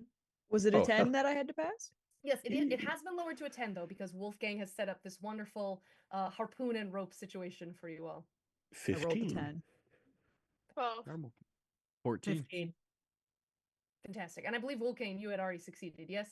No, I hadn't rolled. This is agility or strength? Yes. Agility. A Right, rat that's an 8. king needs a hat. No. Here's the good news.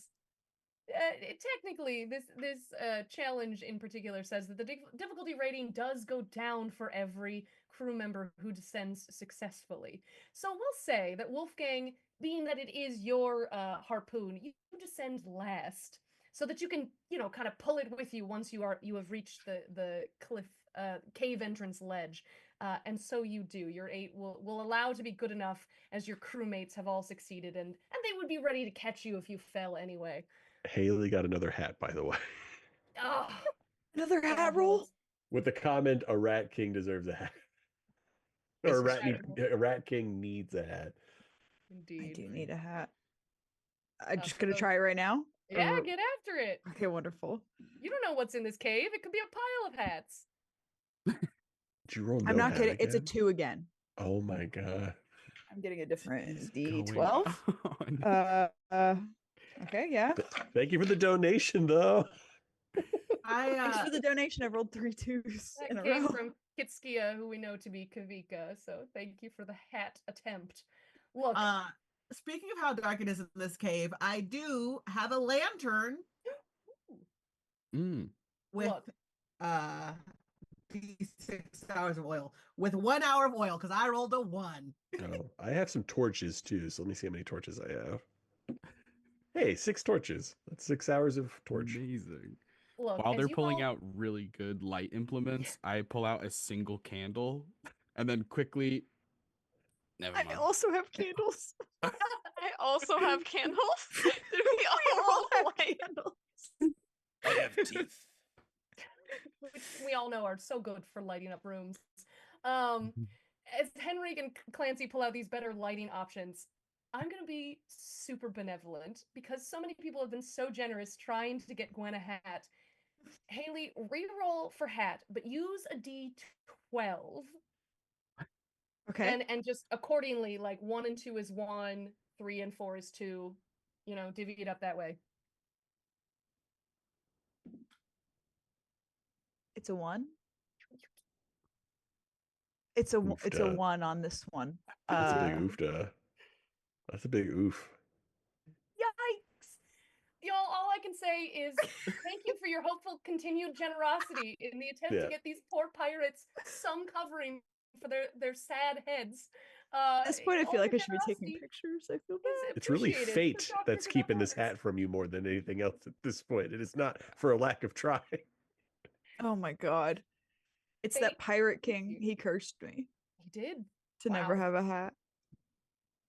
Well, as you descend hatless into the depths of this cave, I'm gonna take us back to our other screen, just unless you all want to continue staring at the map. It's a really beautiful map. Thank you. Do what I can. But you all head further in. I'm going to assume maybe Clancy or Henrik is leading with the torch or lantern situation. Yeah. Fabulous. So you descend and you find yourselves in kind of a winding, cavernous, twisting tunnel system almost.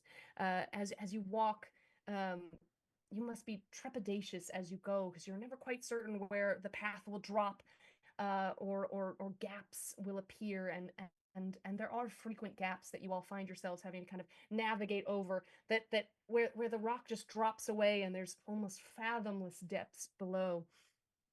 But as you wind your ways down and through, I would like one of the two of you who is taking charge and I'm gonna ask for a different stat just because I'm getting bored. Roll spirit. Got a lot of spirit. It can be you or it can be Clancy. That's a fat 18. Yeah, it should be you. It should totally be you. As the zealot takes charge, leading the way with your holy light. I've been blessed by the light of my creator. Well, as you go, you find the path leading to kind of a Y-shaped divergence, where you could either go left or you could go right. And as you kind of like take your lantern over to the right side, you're like, ooh, that looks like a big steep drop off. Let's not go there. And so you instead turn and lead the party leftwards. Whereas as you have been descending for an awful long time, but now you seem to find yourself kind of doing a gentle rise. And best intuition you can gather from, the sense of the island as you were walking on it, you seem to be kind of traveling further along the narrow length of this island. But you find yourselves in a cavernous room that opens wide. It's hewn roughly from the stone and the rock that makes up the bed of this island. And You as got you another walk hat through, roll for Hailie, by the way. as you walk through, destiny calls and Gwen rolls again. I thought a 4 meant I got a hat, A but wig? it doesn't. A 4 is still no hat. Did you roll again with a 6 or did you roll with a 12? I rolled with a 12 You got a 4. and I got a 4. I don't know. I don't know what to tell. Yeah. Yeah. I don't. Insane. I meant to not have a hat. It would cover my No. I will beautiful say, face. this is a charity gold mine. Yeah. That's true. It's the My gift that inability never to roll stops above a giving, is 4. what this is. Look, y'all, I really want to give a hat, but that's true. It's One a of- fair point. Look, we're trying to raise money for charity here. It's $5 for hat rerolls. So if somebody's feeling generous and you want to drop, hat rerolls for everybody, that would be super cool. I'm so And excited. in I fact, thought I got a hat. if you want to do that with the easier option, we have a 20 excuse me, we have a $30 roll for Ash. If you would instead like to be hats for everybody, just drop a cute $30 in the Tiltify, and we will roll hats for everyone. Hey, $100, we just give everybody hats. And everybody Gets to choose their hat. I don't think we have $100 app option, but if you just donate on Tiltify Yeah, $100 and you mark for pirate hats, we'll get the message. 4 pirate hats. That would be incredible. And hey, it would go to a great cause and enter you for a chance to win your very own Pirate Borg book, so you can have piratical adventures. Piratical is such a fun word. Yeah. I like that word. But at any rate, you all find yourselves entering into a large cavernous space, as I said, which appears to be kind of rough-hewn walls. And in the center of it is this massive stone statue, a really awe-inspiring kind of monstrosity, really. It's a strange oceanic entity, something like a hydra-like mer person with a massive two-pronged fishtail diverging into a wide torso with 7 Poseidon-like heads, big beardy with crown things on them. The walls around and behind the statue are lined with massive ornate tapestries, and they appear to be almost a continuous narrative. But I am going to require presence rolls to suss out anything else as you come into the cavern. Also, ignore our lovely coffee stream bot. Please don't send money to our coffee today. Please send it all to the Tiltify. That's a 2 for me. What are we I see adding? Is nothing plus but the presence teeth. again? Yeah, Presence, yeah. Maybe. Presence Yeah. is the perception option. I mean, that's actually perfect because that puts me exactly at 12. Ooh. 19. 16 minus 3 is 13. 13 straight up. Is that everybody? Great. So for those of you, I think we only had like one fail. Yes. No, I got a 5. 2 It failures. says a success. You're just so distracted and despondent about the fact that your hat is gone and that damn kid Billy didn't even deserve it. Ugh. And Wolfgang, of course, you were distraught about the fact that you couldn't find or acquire any more teeth. Yes. And the statue doesn't appear to have teeth, and that's kind of distracting. But for the rest of you, as you kind of look around the room, you do realize that the tapestries hanging on the walls, moldering and wet, mildew laden, appear to tell the story of this island. You can recognize it in some of the earlier tapestries, and this massive entity seen here in stone is depicted in these tapestries and appears in the story of them to be defending the island as it is overtaken by hordes of the undead. Tapestries, though, appear to be far older than you know Scourge to have taken place. So those of you versed in your history might reckon that perhaps the Scourge is not new at all, and perhaps it has plagued these islands for centuries. What would you all like to do?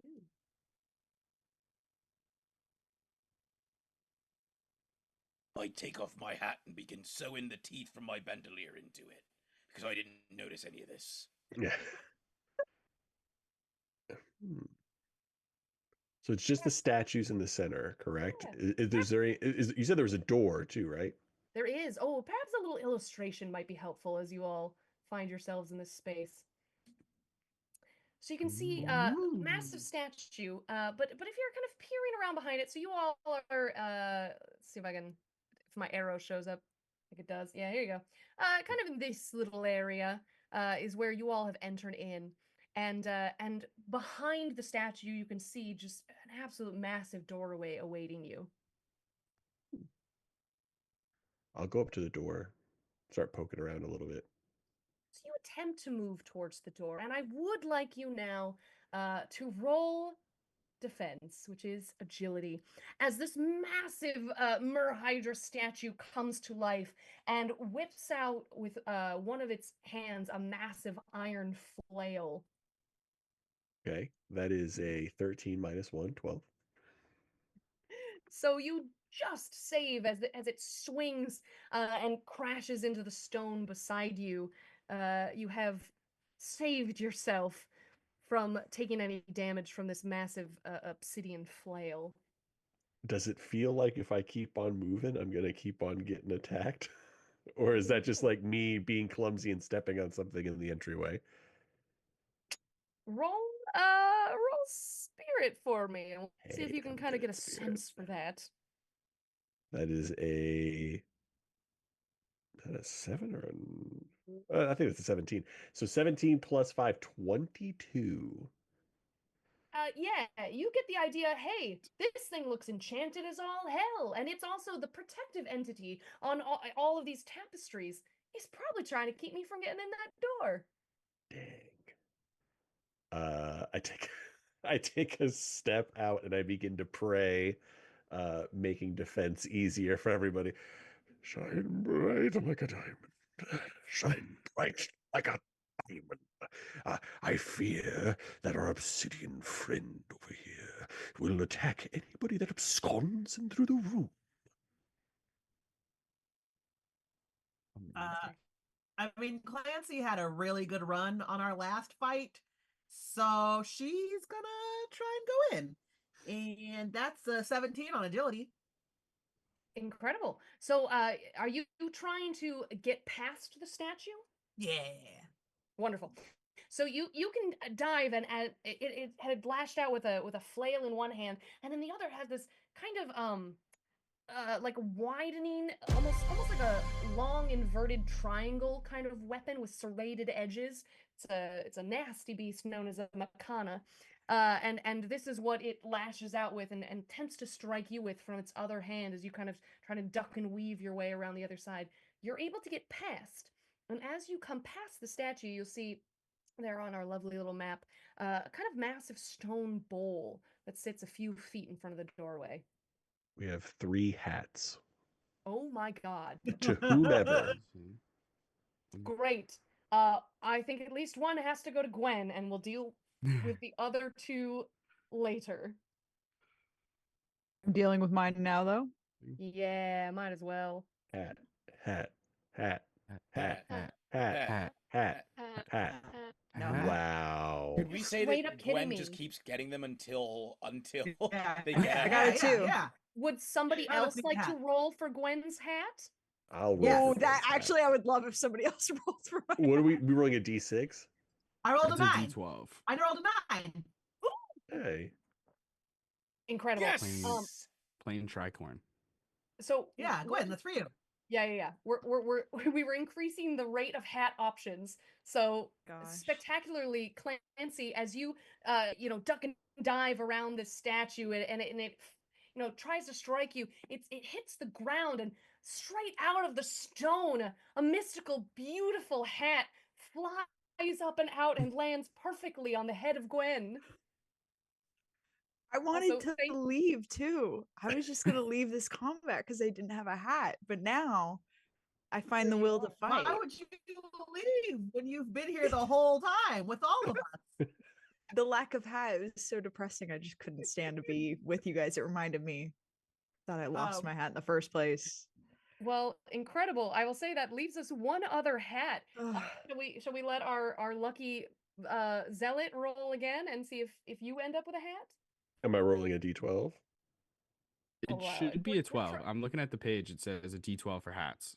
Well, 1 through 4 is some none. of them might be limited depending on your class. Oh, true. If you're doing like Conquistador or Metal Lined Hat. A 7? But we're trying to. Hey, Cavalier. that'll do. I was gonna say we're trying to increase the odds. A 7 Fancy gives hat you a time. wonderful cavalier. Nice. I love the Cavalier. Heck yeah. It also just erupts magically from the stone as Clancy runs past and flies over across the room to you, and you all watch as your compatriots are suddenly bedecked with beautiful hats. What a strange room. Giving hats, taking lives. Are we Sure, into pirate. full-blown combat at this point, or is it just a matter of whether we try to walk through the door? You are not in full combat. I will say, anyone who has not already taken an action, though, I first If dibs I- on choices. If I may, before Wolfgang, before you do anything, I am going to cast that same protection spell on you this time. But it's going to look a little different. So I'm going to take out my thing of importance, which is an animal skull. And I've been doing some quick searching online. Crustaceans have teeth in their stomachs. So I pull out, I don't know. I pull out I pull out a dungeonesque crab husk, and I so gently, you could tell that this object means a lot to me. Pry it apart and like pull the stomach part off, and I reach in and I grab what is apparently referred to as the gastric mill, which is a series of 3 teeth that it uses to digest food. And I, seeing how depressed you were not retrieving those skulls on the beach, will hand them over to you and say, I don't know if these friends talk or what the deal is, but technically they are teeth. And I will hand them to you. And as it passes from my hand to yours, crab-like armor, spectral, see-through, covers your body and protects you. And then I get behind you, and I will move as you move, but using you as a shield. I cradle the teeth so precious, and I hold them up to my ear and I say, "They whisper to me in the voice of the sea. They tell me which Incredible. way to go to be safe." Well, you first, please. They offer us a safe path through stormy waters, and I close my eyes and walk forward. And I just follow. I'm just following the voices of the teeth, of the gastric mill. Horrifying. Go ahead, roll agility and see if you can get past.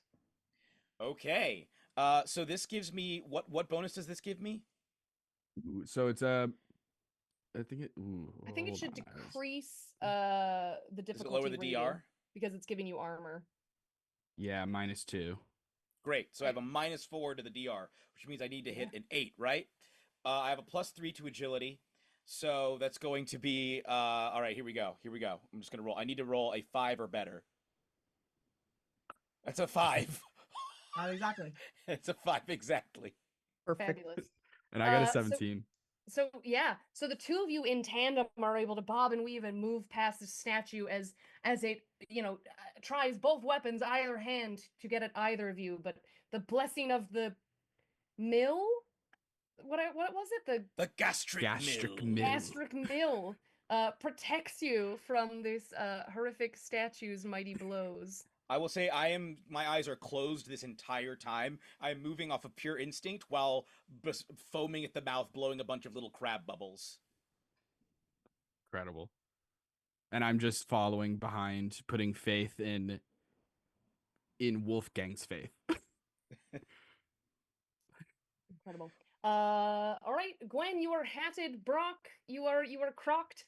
What would the two of you like to do as you're watching everyone else is trying just to get past the statue?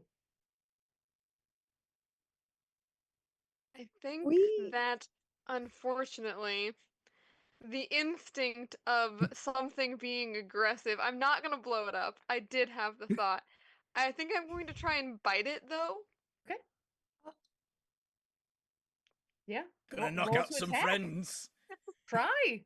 It's a big statue. So It's a big technically it's a statue. DR to hit because it is massive. Yeah, yeah. Let's see, what's my bite? That's a thing that I have. Okay. I think it's I have to hit, and then it says D8 by bite. Is that damage?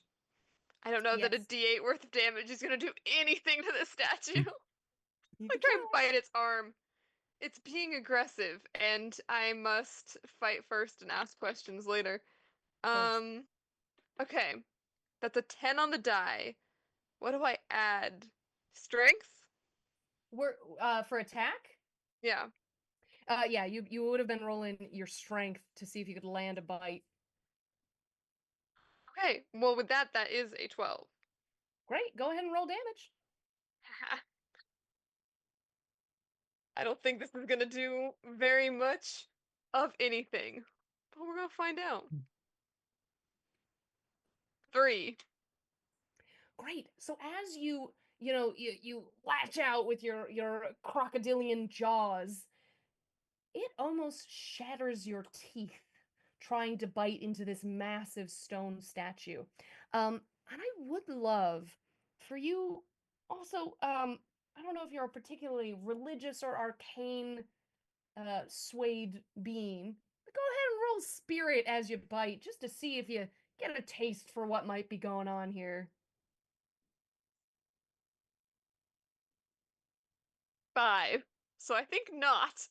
No, it's just a big gnarly statue, and maybe biting isn't great for it.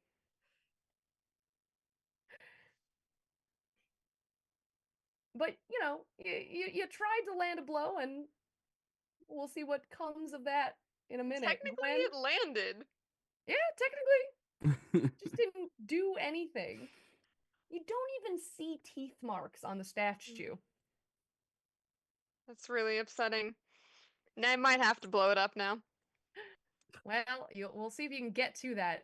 Gwen, in the meanwhile, everyone else has either tried to get past it or attack. What would you like to do? Yeah, I guess I'll just try to get past it. And that's an agility roll. Yeah. Oh, it's good. 17. Wonderful. So it seems to be That. maybe distracted, and maybe it will be shortly focusing all of its attention on Brock. So you're able to sneak past without even a weapon being swung at you. Wonderful. And so with that, it does come to the statue's turn, as it aggresses, of course, on Brock. So go ahead and roll another agility to see if you can dodge as this massive flail is coming at you. I think you only have to roll a 10 because I'm doing my little prayer. That's right. This is true. And that is a 10. Exactly. Fantastic. The Shine flail, bright you know, like a diamond. it swings this like somehow stone but also moving chain over its head and whips it down at you, and the giant spike ball lands and cracks open the floor beside you, and no hats fly out, but also you are not hurt, so this is pretty good. I already have a hat. I'll take it. Yeah, fair enough. With this, we'll return the action into y'all's hands. Most of you have ducked past the statue at this point. Any takers of first action? Are there any yeah, I would love to check out the bowl. That's what I was gonna say. I want to investigate this stone bowl. Great. Yeah. So go ahead, both of you, make just presence checks on this bowl.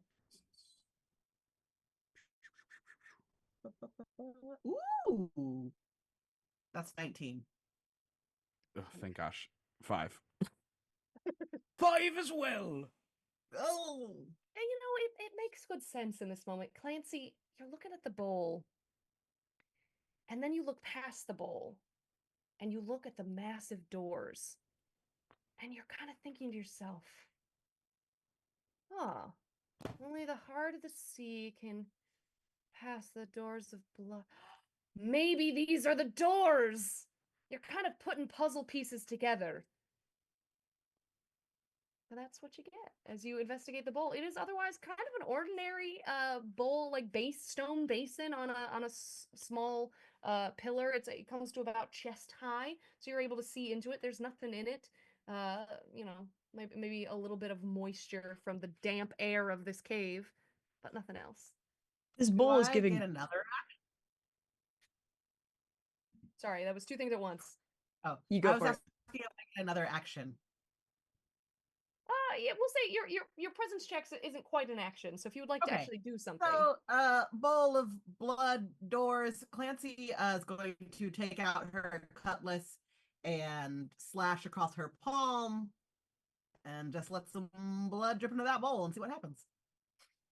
Fabulous. So as you do so, you are a fairly ordinary person, are you not? Yeah. So your blood hits the basin in the bowl, and there seems to be no effect, but you feel in your heart. It's not your heart. Maybe not. This is the heart of the ocean, but you feel in your heart. You're on the right track somewhere. With that, anyone else in the Who's crew got like the heart of the ocean? Heart of the ocean. I'll whisper to the teeth. Where's the heart of the ocean? Do I have it? And I'm behind Wolfgang, which is why I couldn't see the bowl. But I am also trying to eavesdrop on Wolfgang's conversation, even though I don't think the teeth speak to me. Can they hear the teeth? Uh, As I hold the teeth up to my ear, do the teeth respond, and can they hear them?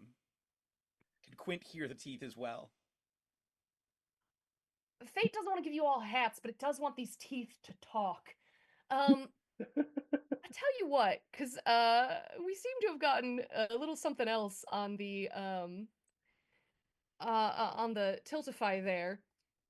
Oh yeah, the ash option is missing, which hopefully this works. $30. So I'm gonna need you, Wolfgang, to roll me a d20. All right, here we go. Just gonna hold it up. I have no idea what number we want. There's the d20 to 10. 10. Right down the Beautiful. middle. So, as established at the top of this game, ash is the psychedelic substance that results from ectoplasmic remains of the undead, and I'm certain some of those teeth you have are from the undead you have defeated or encountered at some point or another. And a 10 on the consumption of ash chart reads, you hear colors, see sounds, and feel tastes. So I'll say what happens in this moment is that whether or not the teeth are actually talking to you, you for sure feel that they are. And they whisper, the heart of the ocean. It beats with the blood of the sea. which you interpret in your psychedelic haze to be, of course, seawater. A common enough thing. Your clothes are probably still drenched with it, being that you came into this cave soaking wet. Yes, it's still in my lungs. I begin violently coughing, try and hack up some seawater. Yeah, go ahead. I've been taking the wettest breaths this whole time. Just Oh, the for sure. agony. Oh. The wettest. The thing like, we know Oh. about Wolfgang. Boy, his breath is wet. I know what I must do. Just disgorge. As he coughs like a toddler into this bowl, Tongue out and everything. the dank seawater from your lungs and saliva from your mouth spews out into this bowl, and as it mingles there with Clancy's blood, there's a grinding of stone on stone as the bowl seems to swirl and spin and then sink, and the basin lowers into the ground. And as it does, these doors open wide, and you find yourselves able to begin to run into the next chamber. And I will say I'm going to require another agility check here from everybody. And this is regardless of your spells or what have you, going to go up 2. So if it was a 12, it's now a 14. If it was a 10, it's now a 12. As the statue is bound and determined to keep you all from crossing. Do I have to roll twice because I didn't technically get past it the first time? Oh, you're such a good player to point that out. Yeah, now you do. I was going to let it go, but if you're going to point it out, then yeah. This is I think that's agility. okay. Yes, agility as both weapons. The statue is swiveled on its base, and it's whipping out with both the flail and the macana. I rolled a natural 1.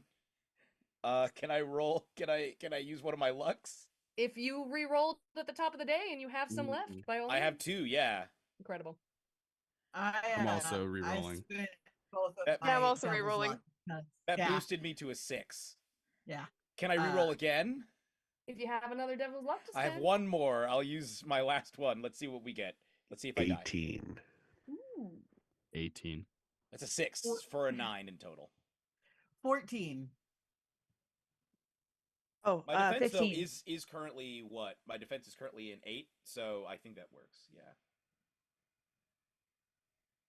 Or my Was DR I everybody? think is it. My DR I think is an 8 to be hit. It would have gone up to a 10 though. So does that still save? Rolled a 6. No, does it? Alas. So you are struck by the macana, the serrated blade in the statue's hand. And that is going to be a D8 of damage as his... Oh Yeah. no. If she rolls a 1, you're fine. You don't know. I could make it. One. I have a 1 If you in roll, 8 I think chance. if it's 2, I think there's something you also have to roll. There's like a sudden death type of aspect, right? Mm, Yeah. yeah, if you go down to like 0 perfectly Yeah. as opposed to negative. How many HP did you have? 2. Yeah, I rolled a 7. Oh, You all watch as this serrated blade he's just wearing- cuts straight through Wolfgang. Wait, he's wearing conquistador armor, right? Oh, Yeah. this is true. So actually, roll for me. That's You have good to point. roll a Roll a 6. D6. 1. Roll a Which 6. makes it a 9, which makes the DR a 9, but I had a 9. No. It reduces your damage taken. So that's gonna be a 6 of damage to you. So you are still cut in twain.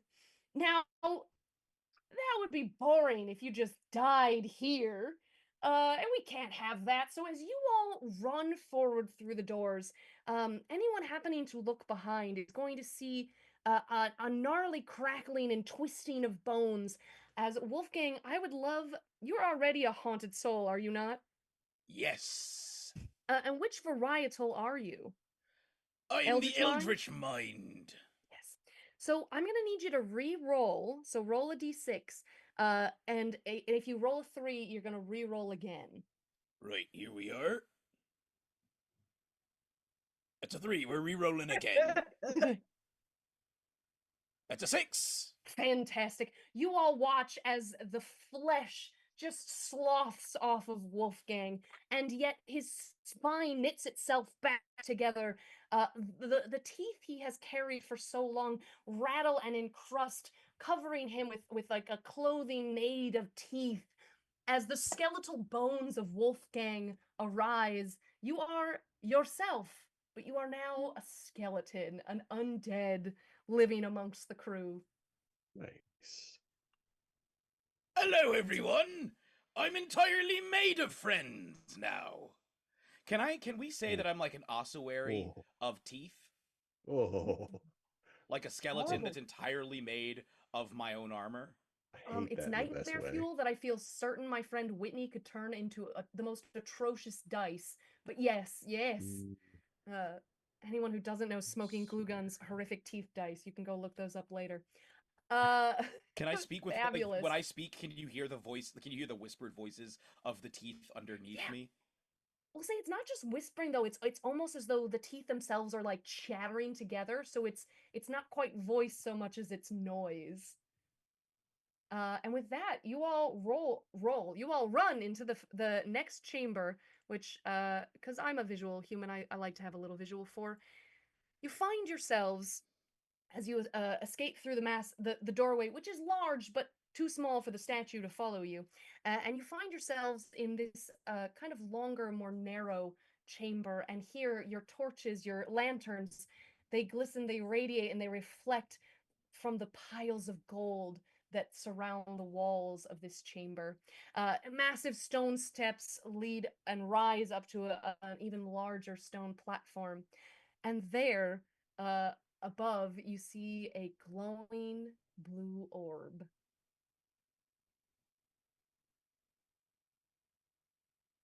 I think we can all agree we need to put hands on that glowing orb.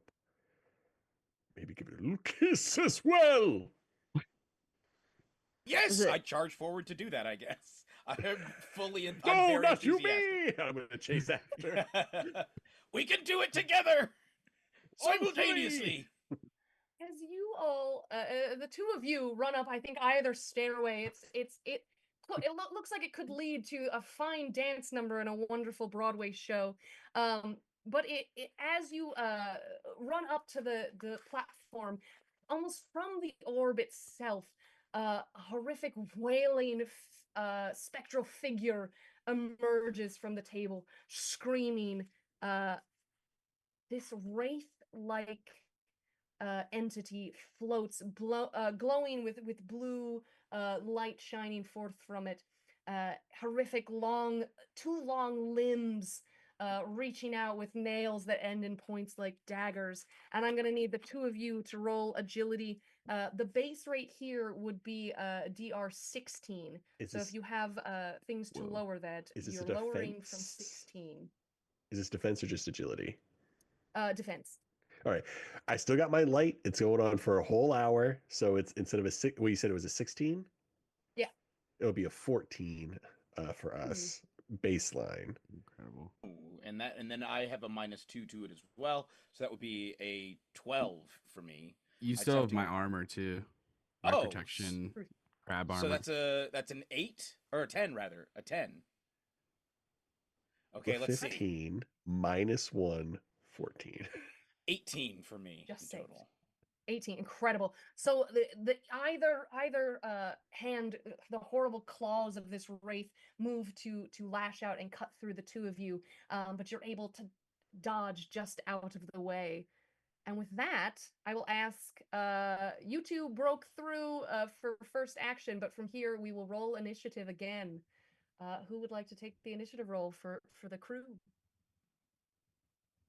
I guess I can do it. Yeah, I was gonna say I did it last time, so if somebody else wants to do it.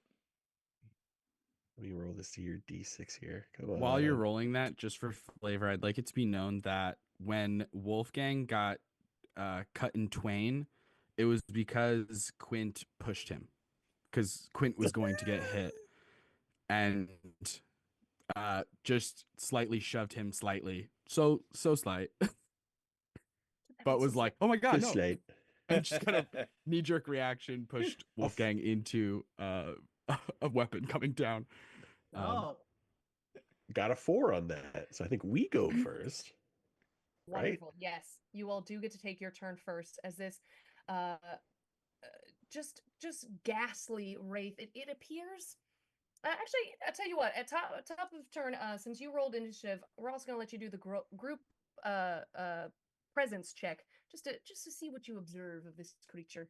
Oh, I'm bad at presence checks, but I'll do it. 13.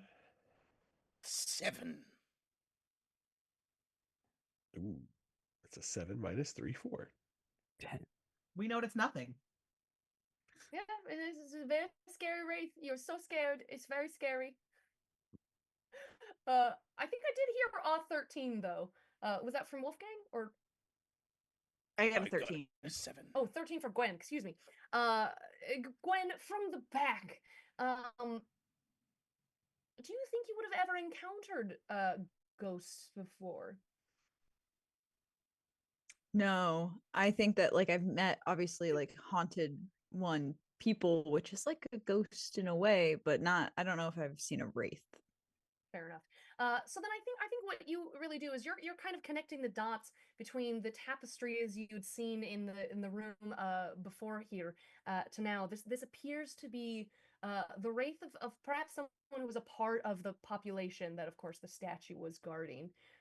Although much more than that, you can't really glean. But it does appear to be a native of this island, probably protecting the treasure hoard, or perhaps attached to it in some way. But crew, for our final combat of the night, it's your turn. Who would like to do what?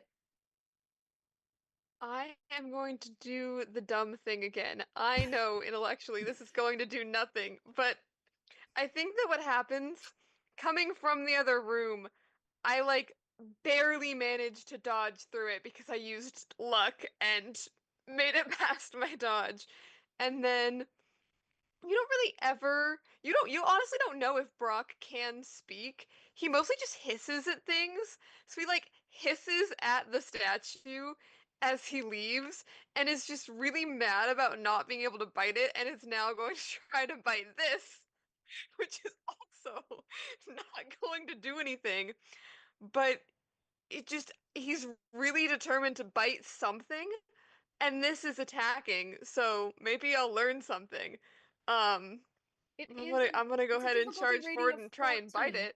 Yeah, it's a 14 because it's an ethereal being. That's the dumbest thing to roll a 20 on. You know what? No, Kind this of is perfect. great. You run up. You know, you've seen your other two crewmates are dodging these heinous claws from this wraith. You run up, and there's just something in you in this moment. Uh, Brock, you've bit all kinds of things. You've been biting things since you were a kid. You and your mom had to swat you away. Did you have the crocodile head as a kid? Probably. Sure. You don't know. Maybe. Well, whatever it was, you've always been a bitey fiend.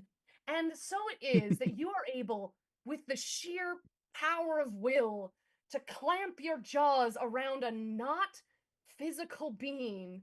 And you are able to hit this wraith and give it a good old bite in the midsection. Roll damage. Incredible. Somehow. Let's see. 5. Not bad. 5. And that's doubled? Oh no, that's not Wasn't it doubled. 20?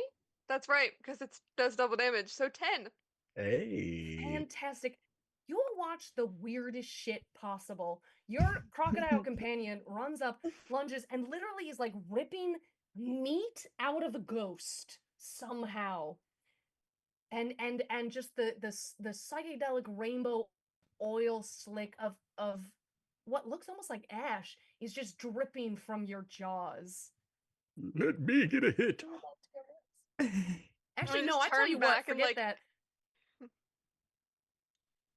Roll for Ash. I would roll say a I just like 20. turn back and I think looking like at in Wolfgang's direction a little bit, like gives a very like because alligator teeth, like very like toothy alligator grin, um, with all the very sharp alligator teeth and the stuff dripping off of them. Which, Wolfgang, you're seeing Brock like almost with a radiant shimmer, especially around the teeth area. And I don't know if you caught that, but please do roll a 20. We're gonna have you roll on the ash table. Donation or not, this is for fun. Yeah. Let's see. 7. Fabulous. Look, It's going Great good start. so far. Don't like this. no, number 7 is you think you're an animal. I wish I That's was so wrong. funny. Here's the funny part, though. It does require another D6 roll. Okay. I want to see You what think- animal you think you are. Yes. Incredible. Two, be a 2. 5. Okay. It would have been funny if it was a 2, because that is dire crocodile. But as a 5, you're not a croc person. You're a rabid jaguar, and you always have been. You feel in your body. It's not scales that cover you. It's delicious, silky black fur, and you do your best roar through crocodile jaws to sound like the majestic jaguar. Fabulous. You all might notice that it looks like your comrade is either hyped with adrenaline or on drugs. Or both. Okay, no los dos. The Wraith is looking surprisingly weak for one attack. What would someone else like to do next? I think Clancy is empowered by seeing the bite work and looks at her cutlass and like assumes that probably should not work, but hey, the bite just worked, so she's gonna go for it. And that is an 18 to attack. Yep.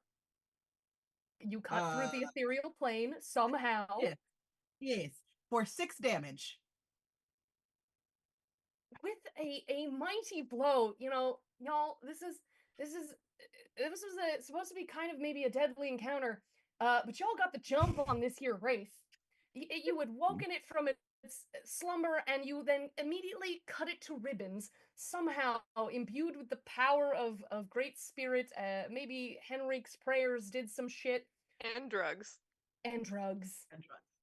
As always do it. You Zorro-like cut to ribbons this Wraith, and as it goes back, or perhaps ascends to a better place, it lets out one last ghastly wail, and the room goes quiet. I You think have there- immediately, as soon as the threat is gone, Brock starts running laps around the room, but as an still a crocodile, but I'm a jaguar, like I have acquired this new speed. So I'm just running laps around the treasure doesn't mean anything to a jaguar, doesn't need gold. So he just starts running around the room. Amazing. I'm gonna Just let him do touch his that thing. orb. Oh, Yeah, I'm just gonna let that happen. Touching that orb. I'm gonna give it a little smooch. And Smooch it. I'm going for gold. I'm Yeah, like I'm going filling for my the I'm like gold. filling my backpack. I'm so weak. I have a -3 in strength, so like not that much gold, but as much gold as I can. Whatever space is left in your carry case. Gwen, you said gold as Mhm. well? gold. I'm like putting it in the hat and then putting the hat back on. Yeah, the two of you go ahead and roll for me just d20s, and we'll see if among the gold you find any other treasure. 5? You do not. Damn. You got a One. shit ton of gold. And I got this hat. You got a 9? great hat. 9? Who is that from? That's from Clancy. Clancy also. So has you're that. also going for gold? No, Oh, yeah. alas, 9, not high enough, but you get piles of gold. Quint, what did you roll? A 1. Oofta. Jesus. A 1. I know. The most unlucky pirates. They manage Somehow to you kill lose money ghosts, in but this they can't deal. find treasure. Spectacular. So the three of you are just piling gold. Brock's got the zoomies. Meanwhile, Henrik and Wolfgang are, I guess it's not really an Eiffel Tower, but simultaneous smooches on the orb. Is that what I heard? Right. And I have no lips. Yeah. Just kind of Just clanking teeth on to it. glass. Toothing on that orb. Cool. Yeah. Wow. Come full circle. I'm It gonna feels do- in some ways. I just want you two to do a d20 roll off to start, and we're gonna see who goes first. Just straight up, whoever's highest, your lips land first, or teethy chattering bits. That's a 6, unless we're adding agility, in which case it's a 9. 17. I'm rolling like I'm start bad at the beginning of this session, but I'm rolling really good at the end here. Henrik, roll. Excuse me. Yeah, test spirit. Difficulty rating of 12. This will be my flub. Nope. 16 plus 5, 21. Holy shit. Wow. So as you kiss the orb, you activate its innate power. And as you open your eyes, lips just gently caressing the cold, glassy orb, you look across at your newly revived and skelefied crewmate, and you all watch as Wolfgang's chattering skeletal form gets sucked up and devoured by the orb, whose innate ability is to cause one undead creature to vanish from existence. And there's starry little lights glittering and sparkling within the orb, and now suddenly, like a little shooting star, there is one more. I fear I have picked a whole bouquet of whoops-a-daisies. Oh no! And with that, I think we are going to call this the end of our chaotic, piratical adventure. You have the just piles of gold, every bit of gold you can sweep into your sack. And Henrik, your zealot, carries now the orb of, let me say this correctly, the orb of Zeotlanka, which may not contain forever Wolfgang and or other undead beings. Perhaps you could release him on another occasion, but this is where we're going to say thank you so much to everybody who watched and participated in the stream today. I hope you had a ton of fun. I believe we got, let me just double check, but I believe it was 9 donations in total. So I'm gonna go find me a random number generator real quick. And we're gonna see who wins our 2 copies of Pirate Borg. And you all, I believe, will have had to have your emails on the Tiltify donations. So if you are one of our 2 winners, we will email you to get a mailing address and send out those copies that Lumitharon donated. Here we go. Random number generating. 2. So our second donation was from Anonymous. I can get Reroll? their email. Yeah, we're gonna re-roll it because I'm guessing if they were anonymous, maybe we're not partaking of this. Regenerate 1. So the first one goes out to Bug Catcher Celine. And then we'll generate again. 6. So we got 1, 2, 3, 4, 5, 6. Goes out to Kavika, otherwise known as Kitskia. That's hilarious and delightful. These are both wonderful PYP associates. So thankfully, I won't have to mail anyone. I'm just going to hand deliver those. That's convenient, yeah. Wildly, thank you, random number generator. Thank you all again for watching and participating in the stream. Before we cut off, I wanted to end us a little bit early ahead of our 10 o'clock cutoff so that we could go around the room once again and just everybody say once again who you are, where people can find you. I'm gonna try and do our little cheats here to plug you and where people can find you on the internet, but we'll start alphabetically, as it were. Jordan. Hi, I am Jordan Lambert. You can find me on the internet at Lambertra. That's my last name, Lambert, with an extra R-A-A at the end. I play games on the internet a lot because I love doing TTRPG actual plays. And I also do them in person. Sarah, can I say where I'll be? Hell yeah, you can. Okay, cool. I will be in Dungeons and Dreamgirls at Roguelike with Pick Your Poison Productions this February on the hero side of things. Hell yeah. Nice. That is, unfortunately, it is a burlesque event, so it is live and in person only. It's not something we can stream. But if you're in the Burbank, California area, or you want to drop a little plane ticket to come catch Jordan and a couple of other incredible heroes, fighting off the marvelous monsters of Vita Devoid's fabulous burlesque. That adventure will be happening February 20th, live at the Roguelike Tavern, which is our home venue. Hailie. That's one of my favorite events, by the way. If you like any of those things, you should go. It's so good. Anyway, not to promote other people's stuff, but I'm Hailie. I go by Hailie Rose on everything. I play on Pick Your Poison. I play often on Dice Times. I play a bunch of places, and you can find all that on my social media. Thanks for having me, Sarah. So welcome. Thanks for being here. Jeremy. Hello, everybody. I have been Jeremy Cobb, pronouns he, him. You can find me on Blue Sky mostly these days at Jeremy Cobb 1. That's Cobb with 2 B's, the number 1. I also am the resident GM and co-host for the show Three Black Halflings. We're a TTRPG podcast, talk about inclusivity and diversity in all areas of nerddom, but especially TTRPGs. We also give GM tips and player tips, and we're currently releasing an actual play series called City of the Black Rose, Herald of Shadows.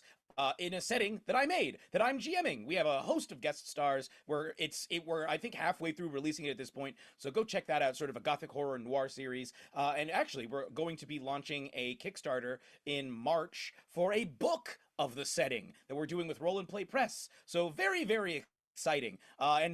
If I guess to sell it even more, the guest star that we have coming up this week, I think, is Mark Meer. If you're a fan of Mass Effect, the voice of Masculine Shepherd. So Commander Shepard, that is. So go check that out. He's awesome. He's hilarious.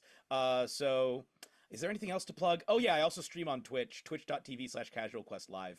I stream Mondays, Tuesdays, Thursdays, and Sundays. And currently I'm playing through Pentiment, which is a really fun medieval murder mystery game. Yes. I think that's it for me. Other than thank you so much for having me. This has been really fun, and I'm glad to have been turned into a shooting star inside of an orb. Absolute pleasure. Thank you for being eaten by the orb. Quinn. Hey everybody, Sorry, I think I should have been Justin, but we'll do Quinn, and then we'll come back for you, Justin, alphabetically. Sorry. Totally fine. Hey everybody, I'm Quinn. I use any pronouns. Find me also mostly on Blue Sky at QuinnBeckham27. I also do a lot of TTRPG things on the internet. I now think that I would like to be a crocodile in everything that I do and just wear this hat to every single stream that I'm on because it's my favorite hat. I'm just gonna show it off one more time. I'm just gonna wear this in public actually. Right now you can find me every single Sunday at 6 p.m. Pacific. I was doing conversions in my brain. 6 p.m. Pacific. Playing Alder on Zielzadi's Magnus Archives Miami. Also, this upcoming Saturday, I will be running a Monster of the Week one-shot with Meadowlark Productions, raising money for the LA fires. Amazing. Thank you. As LA locals, many of us very much appreciate that. Fantastic. Looping back for Justin. Hello, I'm Justin Gagliani, one half of the So You Want to Be a Dungeon Master podcast. We also have Twitch and YouTube and many social media accounts at So You Want to Be a DM everywhere. Our goal is just to make people feel more comfortable getting behind the screen and running games, whether that's D&D or Pirate Borg or something like that. And also, as lovely as this beautiful, we've raised so much money tonight. It's been so incredible. Also, the Black team does exist, the XP Men. You can also donate to that group. There's so many cool prizes that team is offering. No big deal. So just check that out. But again, so happy to be here. I think that might our Nightbot might have gotten you, but it got me. Your link for your Tiltify was in the Nightbot that I put for you. So the link is out there. In fact, I think this whole stream has been Team Greens and Team Black. So it's been just the XP Men and just Dice League. We're claiming Jordan because she's a pick your poison person. So for our team. But anyway, your link is out there. I promise. Run. Hi, I am Run DMG. You can find me on pretty much any form of social media except Twitter. I don't really post on Twitter anymore. I do funny little skits. I do little memes. I am guests. Sometimes I do guest spots on podcast streams and other things like that. I do pretty much everything tabletop RPG and Dungeons and Dragons. I also do a lot of charity work. But yeah, I'm around. This is a blast. Thank you so much for doing this. I really appreciate it, and love Pirate Borg. I think this is the third time I played Pirate Borg. It's like I play a lot more Merc Borg, but I love Pirate Borg, and this was a blast. It's a ton of fun. I always have to rewrap my mind around it because I think most of us come out of the 5e world, but it's a ton of fun. Friends, I am Sarah Durnesque. I'm a cosplayer and internet cryptid. You can find me all over at Durnesque. And of course, I produce the Pick Your Poison Productions. A lot of our February stuff is unfortunately live. This Thursday, again, if you happen to be in the area, we are celebrating 3 years of live shows. So we'll be at the Roguelike Tavern for a free party. It is a private event from 5 o'clock to 8 o'clock, but at 8 o'clock we open the doors to the public. So if you are one of our friends or fans who wants to come celebrate with us, please do. And then coming up in February, we'll have the Pick Your Poison Pub Sing on February 16th, which is nerdy and dirty music and comedy. That will be streamed to Twitch, so you can enjoy it from afar. And then on the 20th, of course, we'll be doing Dungeons and Dreamgirls, which is an in-person only event. Throughout the month, there are plans in the background to do more online streams. We will be continuing to do both in-person and I'm sure virtual donations, fundraisers, particularly for the LA wildfires, as we turn our attention there, being that it is our home. So I hope you'll find us across the internet for all of that goodness. Thank you again for being here. Thanks to everyone who donated. I'm sorry, but also I'm delighted that I get to hand deliver our couple of prizes to folks from our community. So thank you all so much. Thank you to all of you players. Thank you for agreeing to take the time out of your day to do radical shenanigans with me. I very much appreciate it. Please, again, go check out the Tiltify for both Team Black and Team Green. There's all kinds of rewards waiting. I know several of us have offers to run one-shots, so if you want me to run your own Pirate Borg game, you can go donate more money and have that happen, and I'll run a 3-hour one-shot for you and up to 5 of your friends. So anyway, thank you all again so much. Have a wonderful evening. At this point, I think there's nothing left to do but roll credits, baby. Good night. Bye. Bye. Bye. 15 men on a 10-man